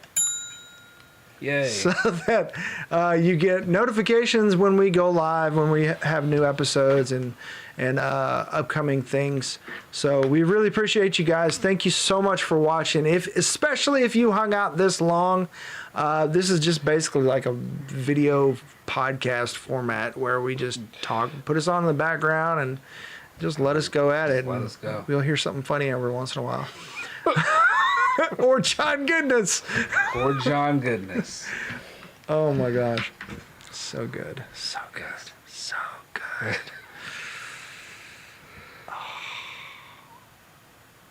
God, I want it so bad. I want that so bad. It's like, John Goodness. That's my brain thinking about John Goodness. So anyway, I'm playing now. So I'm not gonna do it again. I was gonna touch it as something else, but I'm not gonna do it. I'm not gonna do it. John Goodness. Sorry. Now it's just. It's getting sad, so we're gonna go. Sad. Thank you guys once again for watching. Really appreciate it. If you want to support the show and help us get more organized and have more opportunities and do more shows and all that good stuff, then just, hit that Patreon link and help us out. We really appreciate that. And so thank you so much. And if you don't intend on doing any monetary thing, if you would just like, share, subscribe, tell your friends that are into this sort of thing, and we'll all geek out together. Thank you guys so much. This is Dylan. I'm Quinn. And we'll see you next time. Peace. Bye.